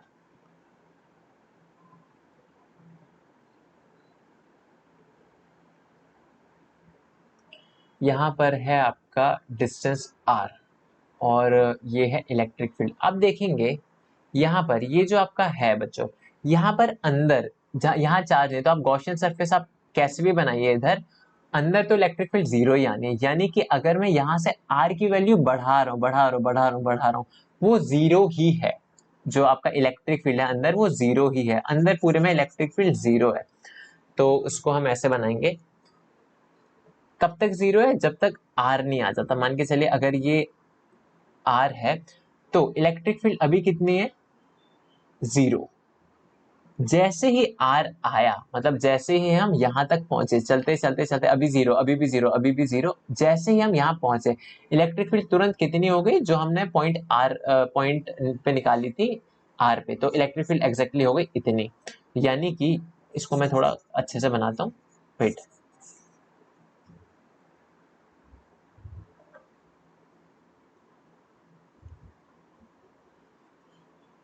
ये है r, ये है E।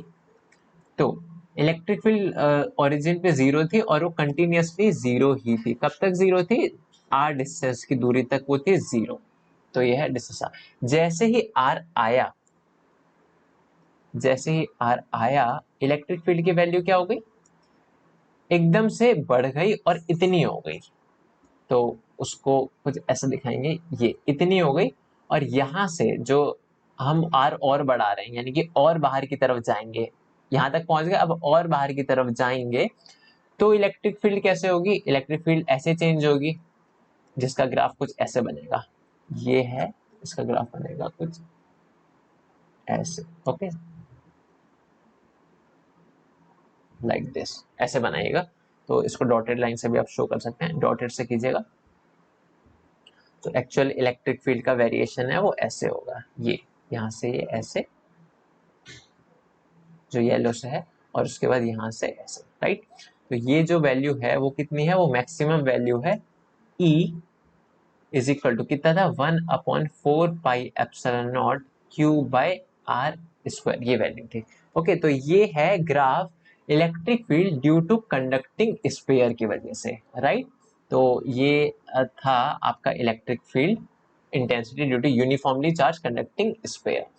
ठीक है, तो एक खास बात बच्चों ये भी ध्यान देनी है आपको कि कंडक्टर के केस में ना, आप अगर कंडक्टर में चार्ज देंगे तो कंडक्टर अगर ऐसा भी है, हॉलो अगर नहीं भी है, यहाँ पर हॉलो भी लिखा रह सकता है, याद रहे हॉलो भी लिखा रहे या कुछ भी लिखा रहे, अगर कंडक्टिंग है वो, तो कंडक्टिंग लिखा है ना तो ऐसा ही होगा, कंडक्टिंग है ना तो ऐसा ही आपका डेरिवेशन होगा। ओके, एग्जाम में यही आएगा, इससे ज्यादा कुछ नहीं आएगा। आपको जो मैंने कराया यही करना है अच्छे से।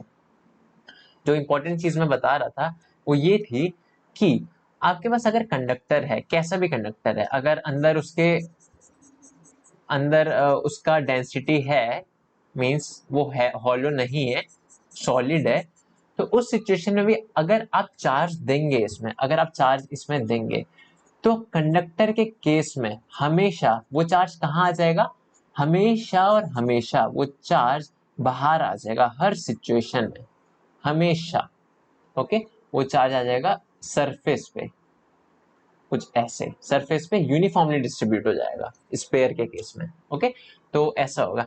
लेकिन ऐसा कब नहीं होगा, अगर ये कंडक्टिंग नहीं है। कंडक्टिंग के केस में एक काम करते हैं, लिख भी देते हैं इसको, इन कंडक्टिंग स्पेयर, या बॉडी भी लिख सकते हैं, स्पेयर बॉडी कुछ भी लिख सकते हैं। In conducting body charge always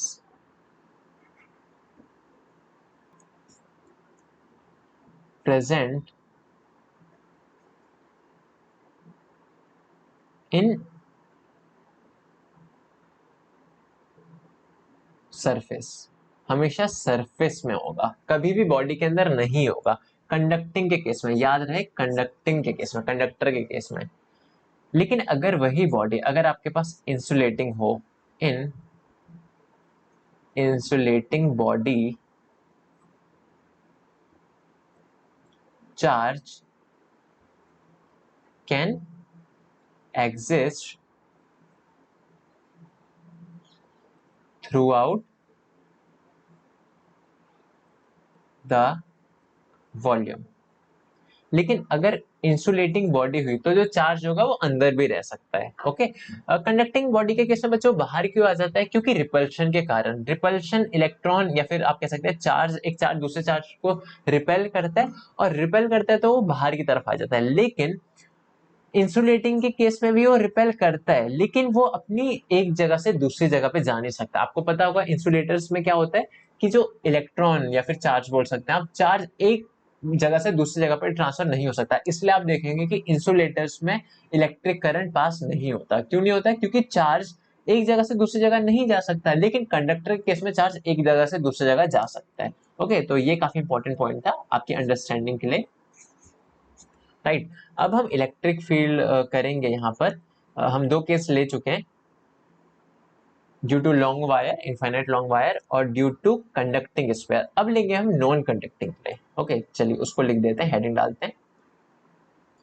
तो बच्चों अब हम जो इलेक्ट्रिक फील्ड इंटेंसिटी निकालेंगे वो निकालेंगे यूनिफॉर्मली चार्ज इंसुलेटिंग स्पेयर के लिए। तो यूनिफॉर्मली चार्ज इंसुलेटिंग स्पेयर है आपका, तो इससे आप क्या समझ सकते हैं कि जो भी चार्ज होगा वो पूरे में यूनिफॉर्मली डिस्ट्रीब्यूट होगा। मतलब इसमें अंदर भी चार्ज रह सकता है। ओके, मतलब बाहर रहेगा, अंदर रहेगा, पूरे में यूनिफॉर्मली होगा। यूनिफॉर्म मतलब होता है एक जैसा। ओके, तो वही चीज है इसमें। तो हमको इलेक्ट्रिक फील्ड निकालनी है अब इसकी वजह से। तो उससे पहले लिख लेते हैं, late us consider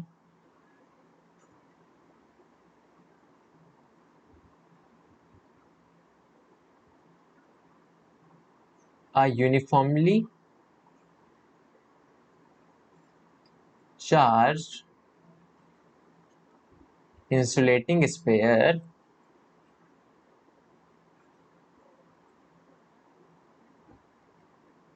having charge,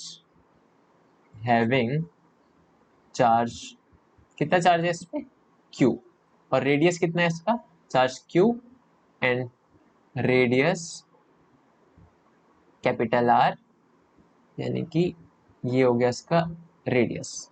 right, हमको करना क्या है, हमको बच्चों इलेक्ट्रिक फील्ड इंटेंसिटी निकालनी है। कहाँ कहाँ पर, इस पॉइंट जो इसके आउटसाइड है, एक पॉइंट जो यहाँ पर है सरफेस पर है, और एक पॉइंट जो इनसाइड है, जैसे हमने पिछले केस में किया था सेम उसी तरह। तो ऐसे ही होगा, तो हम लिखेंगे यहाँ पर, we need to calculate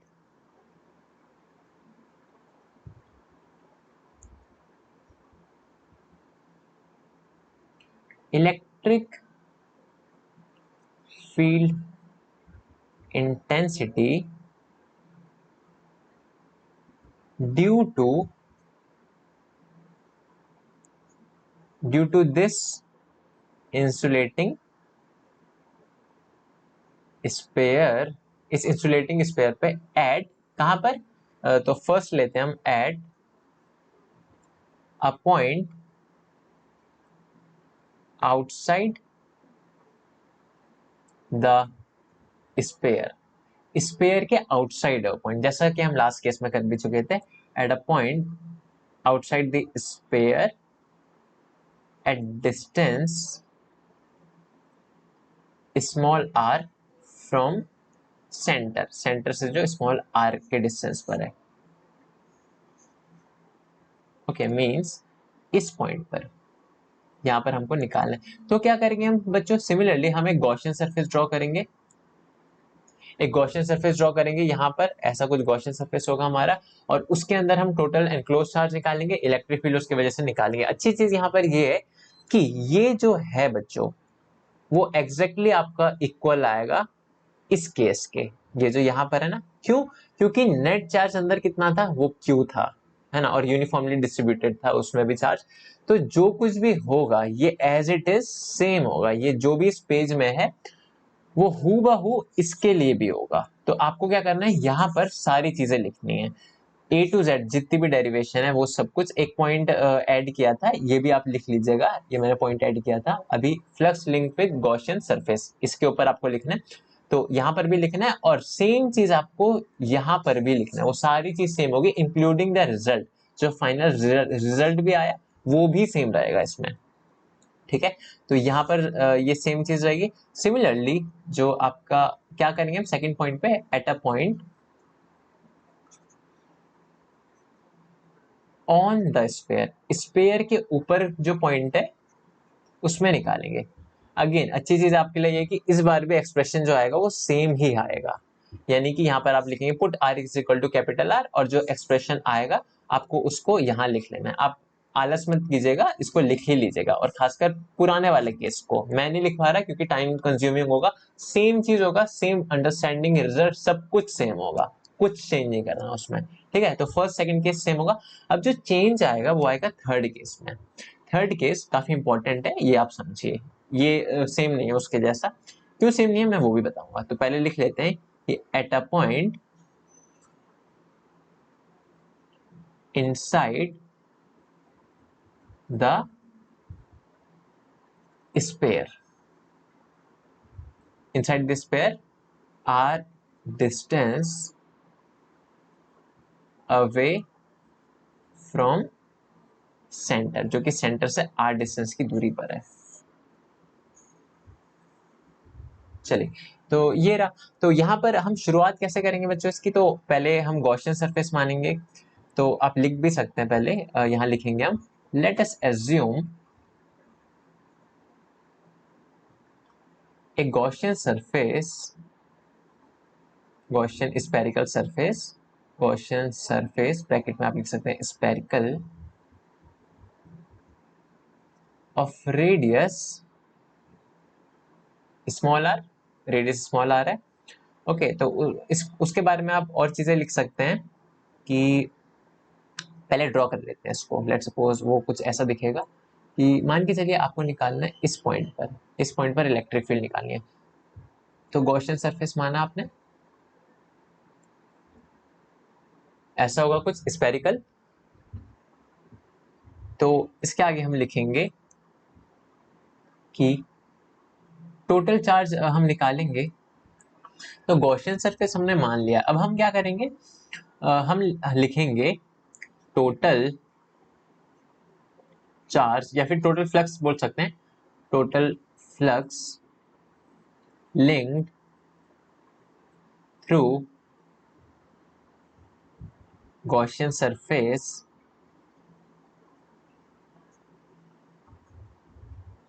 is, कितना हो जाएगा वो फ्लक्स, फाई, जो आपको फॉर्मूला पता ही है, integration E dot D s, it will be equal to q enclosed by epsilon naught. अच्छा, अच्छी चीज यहाँ पर ये थी सेकंड केस में कि वहां हमारा क्यू एनक्लोज था जीरो, ओके, इसके अंदर चार्ज कितना था, 0। क्यों? क्योंकि सारा चार्ज कंडक्टर के केस में सरफेस पे रहता है, लेकिन यहाँ ये नॉन कंडक्टर है हमारा, इंसुलेटिंग है, यहाँ तो सारा सरफेस पे नहीं रहेगा, तो यहाँ कहाँ रहेगा, यहाँ अंदर भी रहेगा। तो हमको क्या करना है, चार्ज निकालना है हमको अंदर का, अंदर कितना चार्ज है वही हम निकालेंगे। तो एक चीज आपको पता है कि वॉल्यूम चार्ज डेंसिटी, मैं आपको पढ़ा चुका हूँ volume charge density last lecture में ही, लास्ट 2 से 3 लेक्चर पहले। तो वॉल्यूम चार्ज डेंसिटी जो होती है बच्चों, किससे डिनोट करते हैं, रो से। तो रो किसके इक्वल होता है, रो होता है चार्ज बाय वॉल्यूम के। ये चीज आपको पता होगी, मैं ऑलरेडी बता चुका हूँ, चार्ज बाय वॉल्यूम के। वॉल्यूम चार्ज डेंसिटी यहाँ लिख भी सकते हैं ऑफ, चलिए एक काम करते हैं, इसको ऐसे ही छोड़ देते हैं। नाउ इस सिचुएशन में रो ऑफ स्पेयर, स्पेयर का वॉल्यूम चार्ज डेंसिटी कितना हो जाएगा, वो हो जाएगा रो इज इक्वल टू, चार्ज कितना है टोटल, कितना चार्ज है इसका, क्यू चार्ज है, और इसका वॉल्यूम कितना है, वॉल्यूम स्पेयर का वॉल्यूम होता है बच्चों 4/3 पाई आर क्यूब। तो 4/3 पाई आर क्यूब ये होता है इसका, ठीक है। तो आप सिमिलरली आप गॉसियन सरफेस कह सकते हैं, क्योंकि ये चार्ज है यूनिफॉर्मली डिस्ट्रीब्यूटेड। तो यूनिफॉर्मली डिस्ट्रीब्यूटेड है, तो यहाँ पर इस गॉसियन सरफेस के अंदर जितना चार्ज एनक्लोज है उसका भी आप कह सकते हैं कि वॉल्यूम चार्ज डेंसिटी सेम ही होगी। तो आप लिख सकते हैं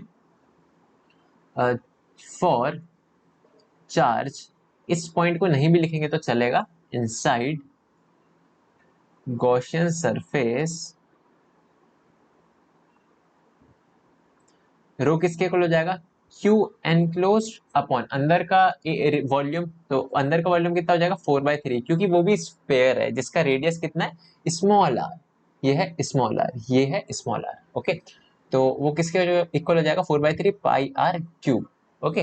तो क्योंकि ये तो कांस्टेंट है, आपका रो तो कांस्टेंट है, यूनिफॉर्मली चार्ज डेंसिटी है, वॉल्यूम चार्ज डेंसिटी यूनिफॉर्म है, तो आपका रो कांस्टेंट होगा।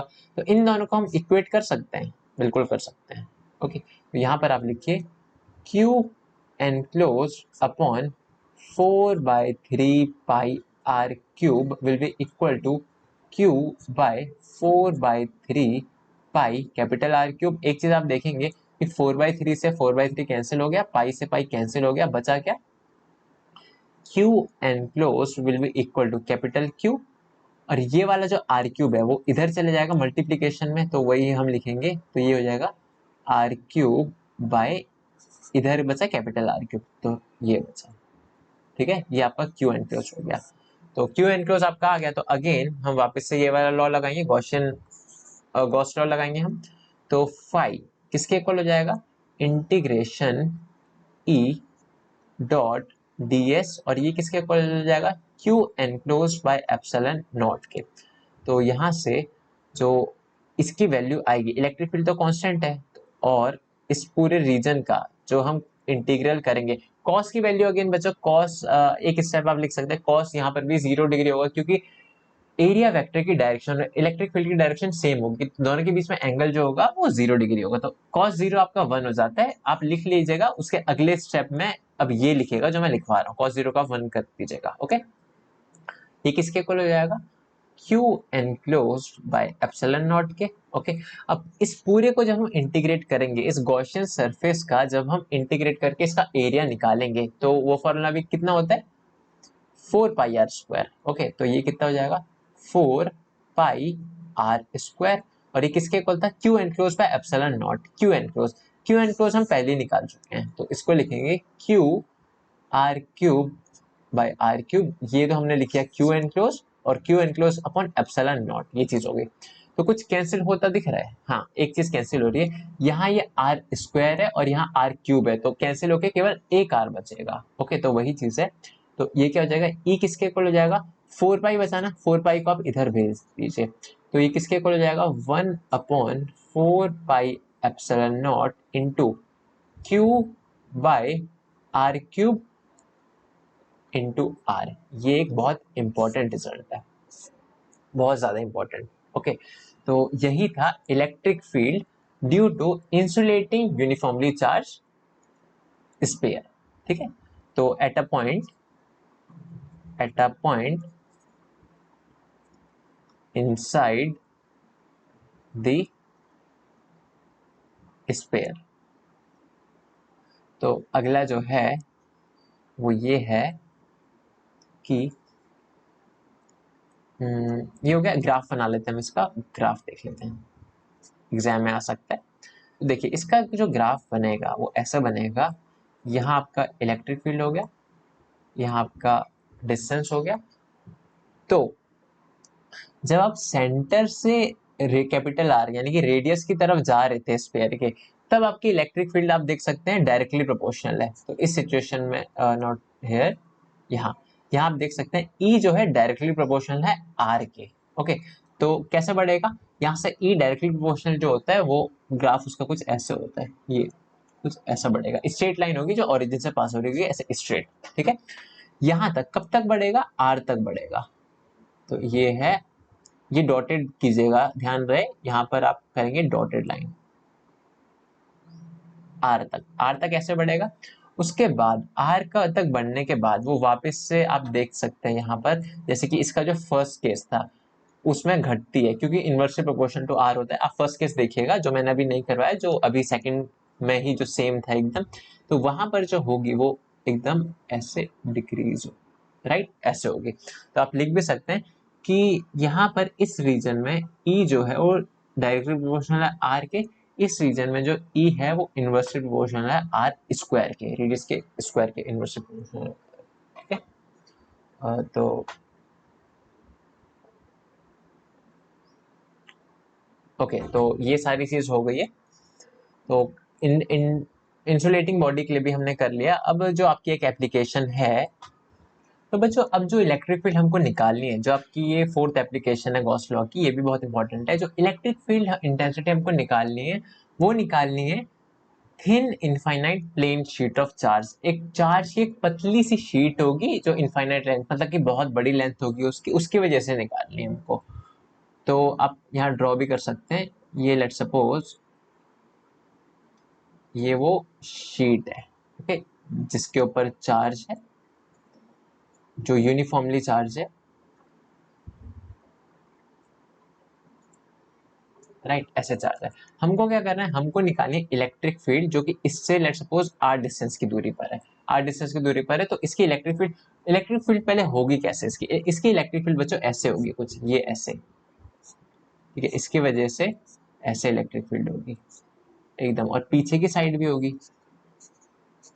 क्योंकि ये है शीट है, राइट, शीट में दोनों साइड होती है इलेक्ट्रिक फील्ड।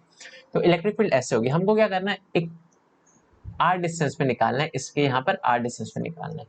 तो चलिए, तो शुरू करते हैं इसको।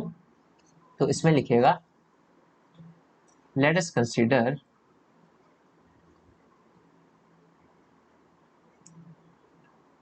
ये वाली सेम चीज, a thin infinite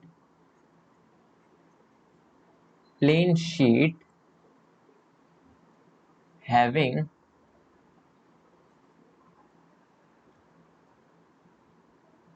surface charge density, surface charge density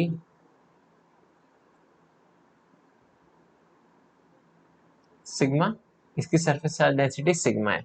हमारा काम क्या है, हमारा काम है एक इसकी वजह से एक पॉइंट पर इलेक्ट्रिक फील्ड निकालना।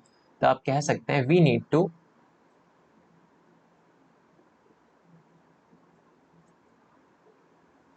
Calculate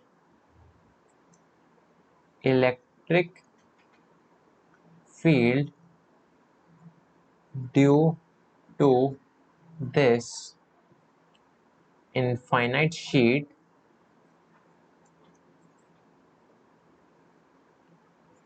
eight a distance r from it, जो उससे आर डिस्टेंस की दूरी पर है। ओके, तो उसके लिए बच्चों एक चीज हमको करनी पड़ेगी, अगेन एक गॉसियन सरफेस मानेंगे, क्योंकि हमारे पास डायरेक्टली कोई फॉर्मूला नहीं है इसके लिए। फॉर्मूला नहीं है तो हमको गॉस लॉ का ही सहारा लेना पड़ेगा। तो यहां हम लिखेंगे लेट अस एज्यूम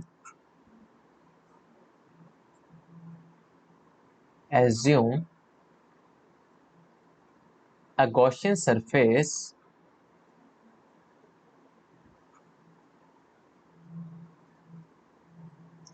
कैसा होगा, वो सिलेंड्रिकल होगा, सिलेंड्रिकल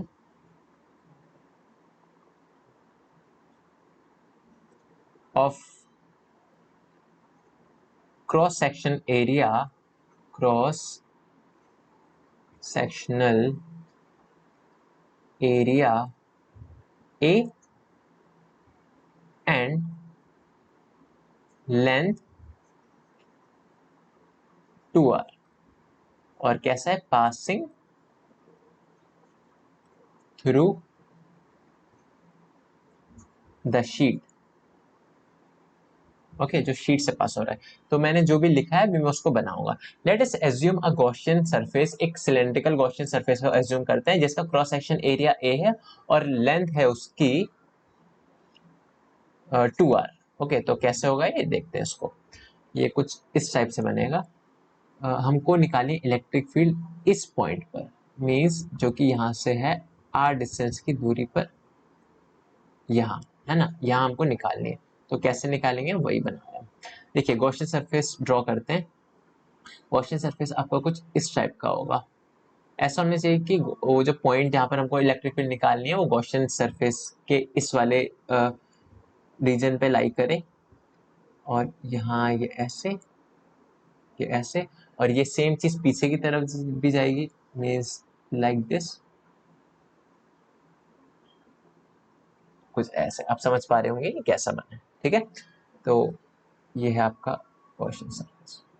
चलिए, हमारा काम क्या, हमारा काम है इलेक्ट्रिक फील्ड निकालना। तो उससे पहले एक चीज हमने क्या मानी थी कि इसका जो एरिया है वो ए है, इसकी जो लेंथ है पूरे की, जो ये लंबाई है पूरे की, वो कितनी है, 2r है।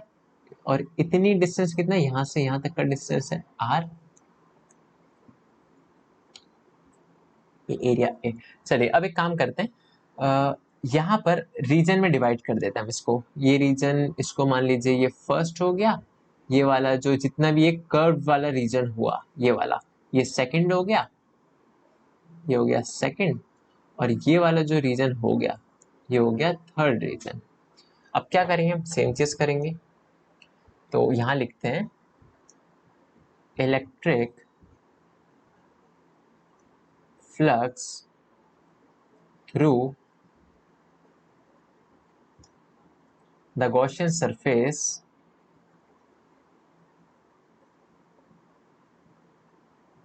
इज, गॉसियन सरफेस से जो इलेक्ट्रिक फ्लक्स है वो कितना होगा, एक फॉर्मूला जो हम हमेशा लिखते हैं, phi is equal to close body के लिए E into D s integration E dot D S, and it will be equal to q enclosed by epsilon naught, जितना भी चार्ज एनक्लोज्ड है बाय एप्सिलॉन नॉट।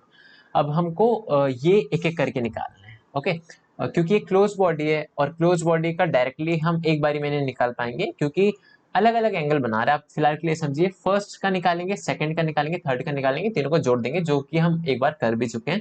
तो ये किसके equal हो जाएगा, ये हो जाएगा, यहाँ पर आप लिख सकते हैं इंटीग्रेशन ई, यहाँ d s vector, d s first region plus, यहाँ फाइव लिख दीजिए, integration E dot D s second region plus integration E dot D s third region. अब आप देखिए फर्स्ट, सेकंड और थर्ड रीजन में यहाँ पर इलेक्ट्रिक फील्ड कैसे है बच्चों, इलेक्ट्रिक फील्ड है ऐसी, इलेक्ट्रिक फील्ड कुछ ऐसे थी जो मैंने आपको बताई भी थी। इलेक्ट्रिक फील्ड ऐसे है, और एरिया वेक्टर की डायरेक्शन कैसे, इस वाले सेकंड वाले आप रीजन के लिए देखिए, सेकंड वाला रीजन आपका एरिया वेक्टर की डायरेक्शन कैसे होगी, वो होगी ऐसे, राइट, ऐसे होगी। तो आप देख सकते हैं एरिया वेक्टर और इलेक्ट्रिक फील्ड के बीच में एंगल कितना बन रहा है, 90 डिग्री बन रहा है।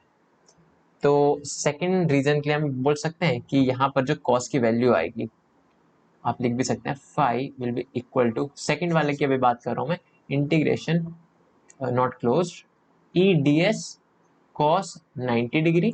अभी फर्स्ट और लास्ट वाला बाकी है, उसको भी हमको लिखना है, मैंने बस सेकंड वाला आपको बताया। सेकंड वाले के केस में 90 डिग्री बनेगा। आप कहीं भी ले लीजिए, यहाँ पर आप लेंगे तो इसका एरिया वेक्टर इधर आएगा, इलेक्ट्रिक फील्ड यहाँ से ऐसे आएगी, एंगल कितना बन रहा है, 90 डिग्री बन रहा है, तो पूरे में 90 डिग्री बनेगा सेकंड रीजन में। तो फर्स्ट रीजन का देखते हैं। फर्स्ट रीजन कौन सा बच्चों, ये वाला है। इसकी डायरेक्शन किधर होगी, एरिया वेक्टर की ऐसे होगी, बाहर की तरफ होगी ऐसे, है ना। और इलेक्ट्रिक फील्ड की डायरेक्शन क्या होगी, इधर ऐसे होगी। तो दोनों के बीच में एंगल कितना बन रहा है, 0 डिग्री। तो हम लिख भी सकते हैं इसको यहाँ पर। तो integration E D S into cos 0 degree. Similarly आप इस वाले में भी देखेंगे, इस वाले में इलेक्ट्रिक फील्ड है बाहर, और ds की डायरेक्शन किधर है, वो भी है बाहर, है ना। तो यहाँ पर आप लिख सकते हैं integration E D S cos 0 degree. ये वाली चीज बच्चों ये आपकी हो जाएगी 0, क्यों, क्योंकि कॉस 90 होता है 0 के इक्वल। तो ये किसके इक्वल हो जाएगा, इंटीग्रेशन कॉस 0 भी आपका 1 के इक्वल हो जाएगा। तो इसको लिखेंगे नहीं तो हो जाएगा E D S plus integration E D S, इसकी वजह से और ये वाला इसकी वजह से, राइट। तो ये किसके इक्वल हो जाएगा, two integration E D s, क्योंकि दोनों का वैल्यू सेम होने वाली। तो इलेक्ट्रिक फील्ड, क्योंकि डिस्टेंस सेम है तो इलेक्ट्रिक फील्ड भी कांस्टेंट है, तो ये बाहर आ जाएगी इंटीग्रेशन ds। अब ये इंटीग्रेशन ds कौन सा वाला बच्चों, वो ये वाला है जो वो ये एरिया था, मीन्स ये वाला जो पूरा एरिया था जो जिसको हमने a माना था वो था। तो ds किसके इक्वल हो जाएगा, a के इक्वल, जो कि हमने माना था ये, है ना। तो ये फाई था। अब इसको किसके, ये तो हमने निकाल लिया फाई, इसको किसके इक्वल रखेंगे, q enclose by epsilon not. तो यहाँ पर हम बोल सकते हैं कि this will be equal to q enclose by epsilon naught. अब q एनक्लोज कितना है, q एनक्लोज कैसे निकालेंगे आप, q एनक्लोज के लिए आपके पास होनी चाहिए surface charge density, surface charge density जो सिग्मा है वो किसके इक्वल है, यहां पर आप कह सकते हैं सिग्मा होगा जो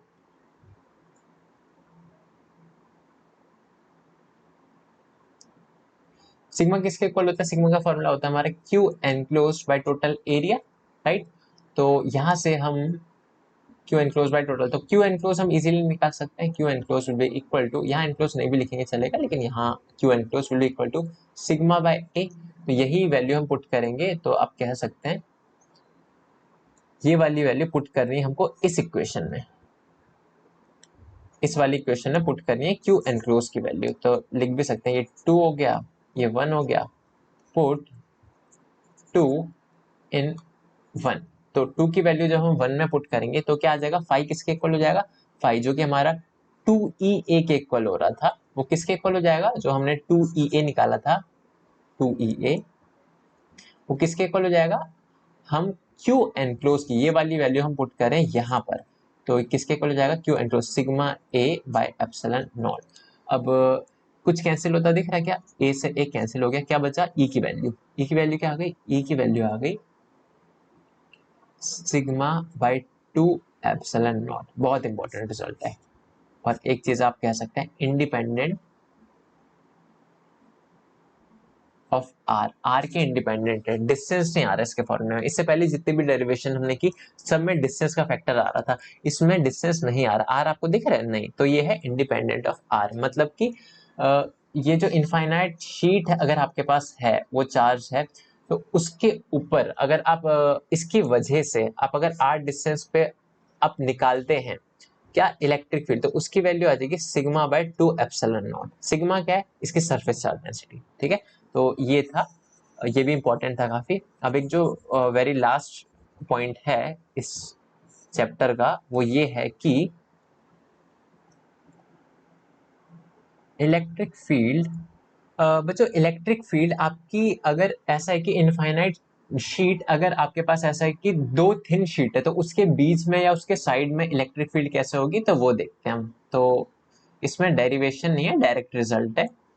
ओके, तो केस फर्स्ट ये रहा। केस फर्स्ट क्या है, केस फर्स्ट में आपका कुछ ऐसा है कि यहाँ लेट सपोज शीट है इधर कुछ ऐसे, लाइक दिस, ये एक शीट हो गई,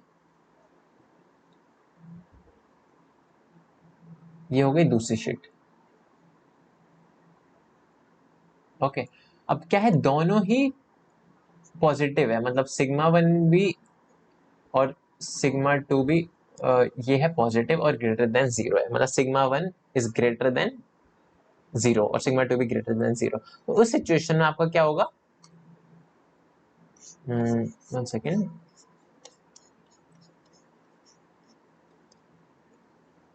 ओके उस सिचुएशन में ये अगर चार्ज है, ये चार्ज है,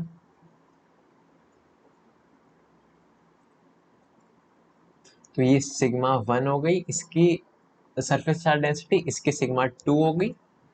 और अब हमको क्या करना है, हमको निकालना है इस पॉइंट पर, इस पॉइंट पर, इस पॉइंट पर, जो कि बहुत इजी है, डायरेक्टली हम लिख देते हैं।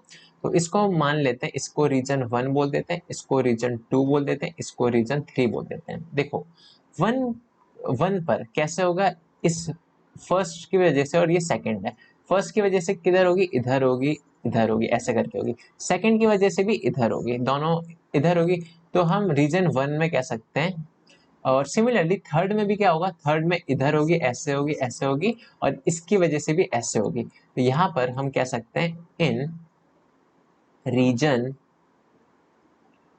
फर्स्ट एंड थर्ड, फर्स्ट और थर्ड में जो इलेक्ट्रिक फील्ड होगी वो किसके इक्वल होगी, sigma one by two epsilon naught, इसकी वजह से plus sigma two by two epsilon naught plus इसके वजह से। ओके, तो ये है डायरेक्ट रिजल्ट, एग्जाम में आ सकता है, तो ये आपको ध्यान रखना है। बीच में कितनी होगी, अच्छा बीच में कैसे होगी, इन रीजन टू, रीजन टू में कैसे होगी, वो ई होगी, और ढंग से इसको ई को लिख सकते हैं, ई जो होगा वो आपका किसके इक्वल होगा, sigma one by two epsilon naught minus sigma two by two epsilon not, जिसको आप फर्दर लिख सकते हैं one by two epsilon not sigma one minus sigma two. Okay, तो ये है आपका इलेक्ट्रिक फील्ड इंटेंसिटी इसके बीच में। ओके, तो ये बेसिक्स होता है। सिमिलरली हम केस सेकंड भी डिस्कस कर सकते हैं यहाँ पर। केस सेकंड, केस सेकंड में क्या है, केस सेकंड में आपका आप लिख सकते हैं सिग्मा वन तो आपका पॉजिटिव है, मतलब सिग्मा वन को आप पॉजिटिव मान लीजिए, जैसे कि सिग्मा, एंड सिग्मा टू को मान लीजिए माइनस सिग्मा। ओके, दोनों का मैग्नीट्यूड सेम है, बस साइन अपोजिट है, एक पॉजिटिवली चार्ज है, दूसरी नेगेटिवली चार्ज है। तो ये थिन शीट हो गई, infinite thin sheet.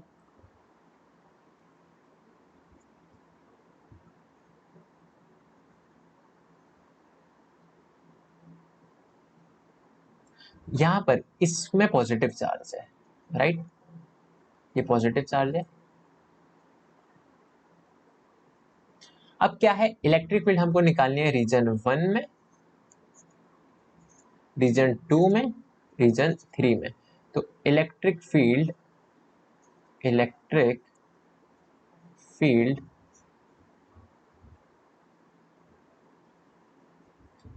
In region one and third, first और थर्ड में इलेक्ट्रिक फील्ड आपकी कैसे होगी, आप डायरेक्टली लिख सकते हैं इसकी वजह से इधर है और इसकी वजह से इधर की तरफ होगी।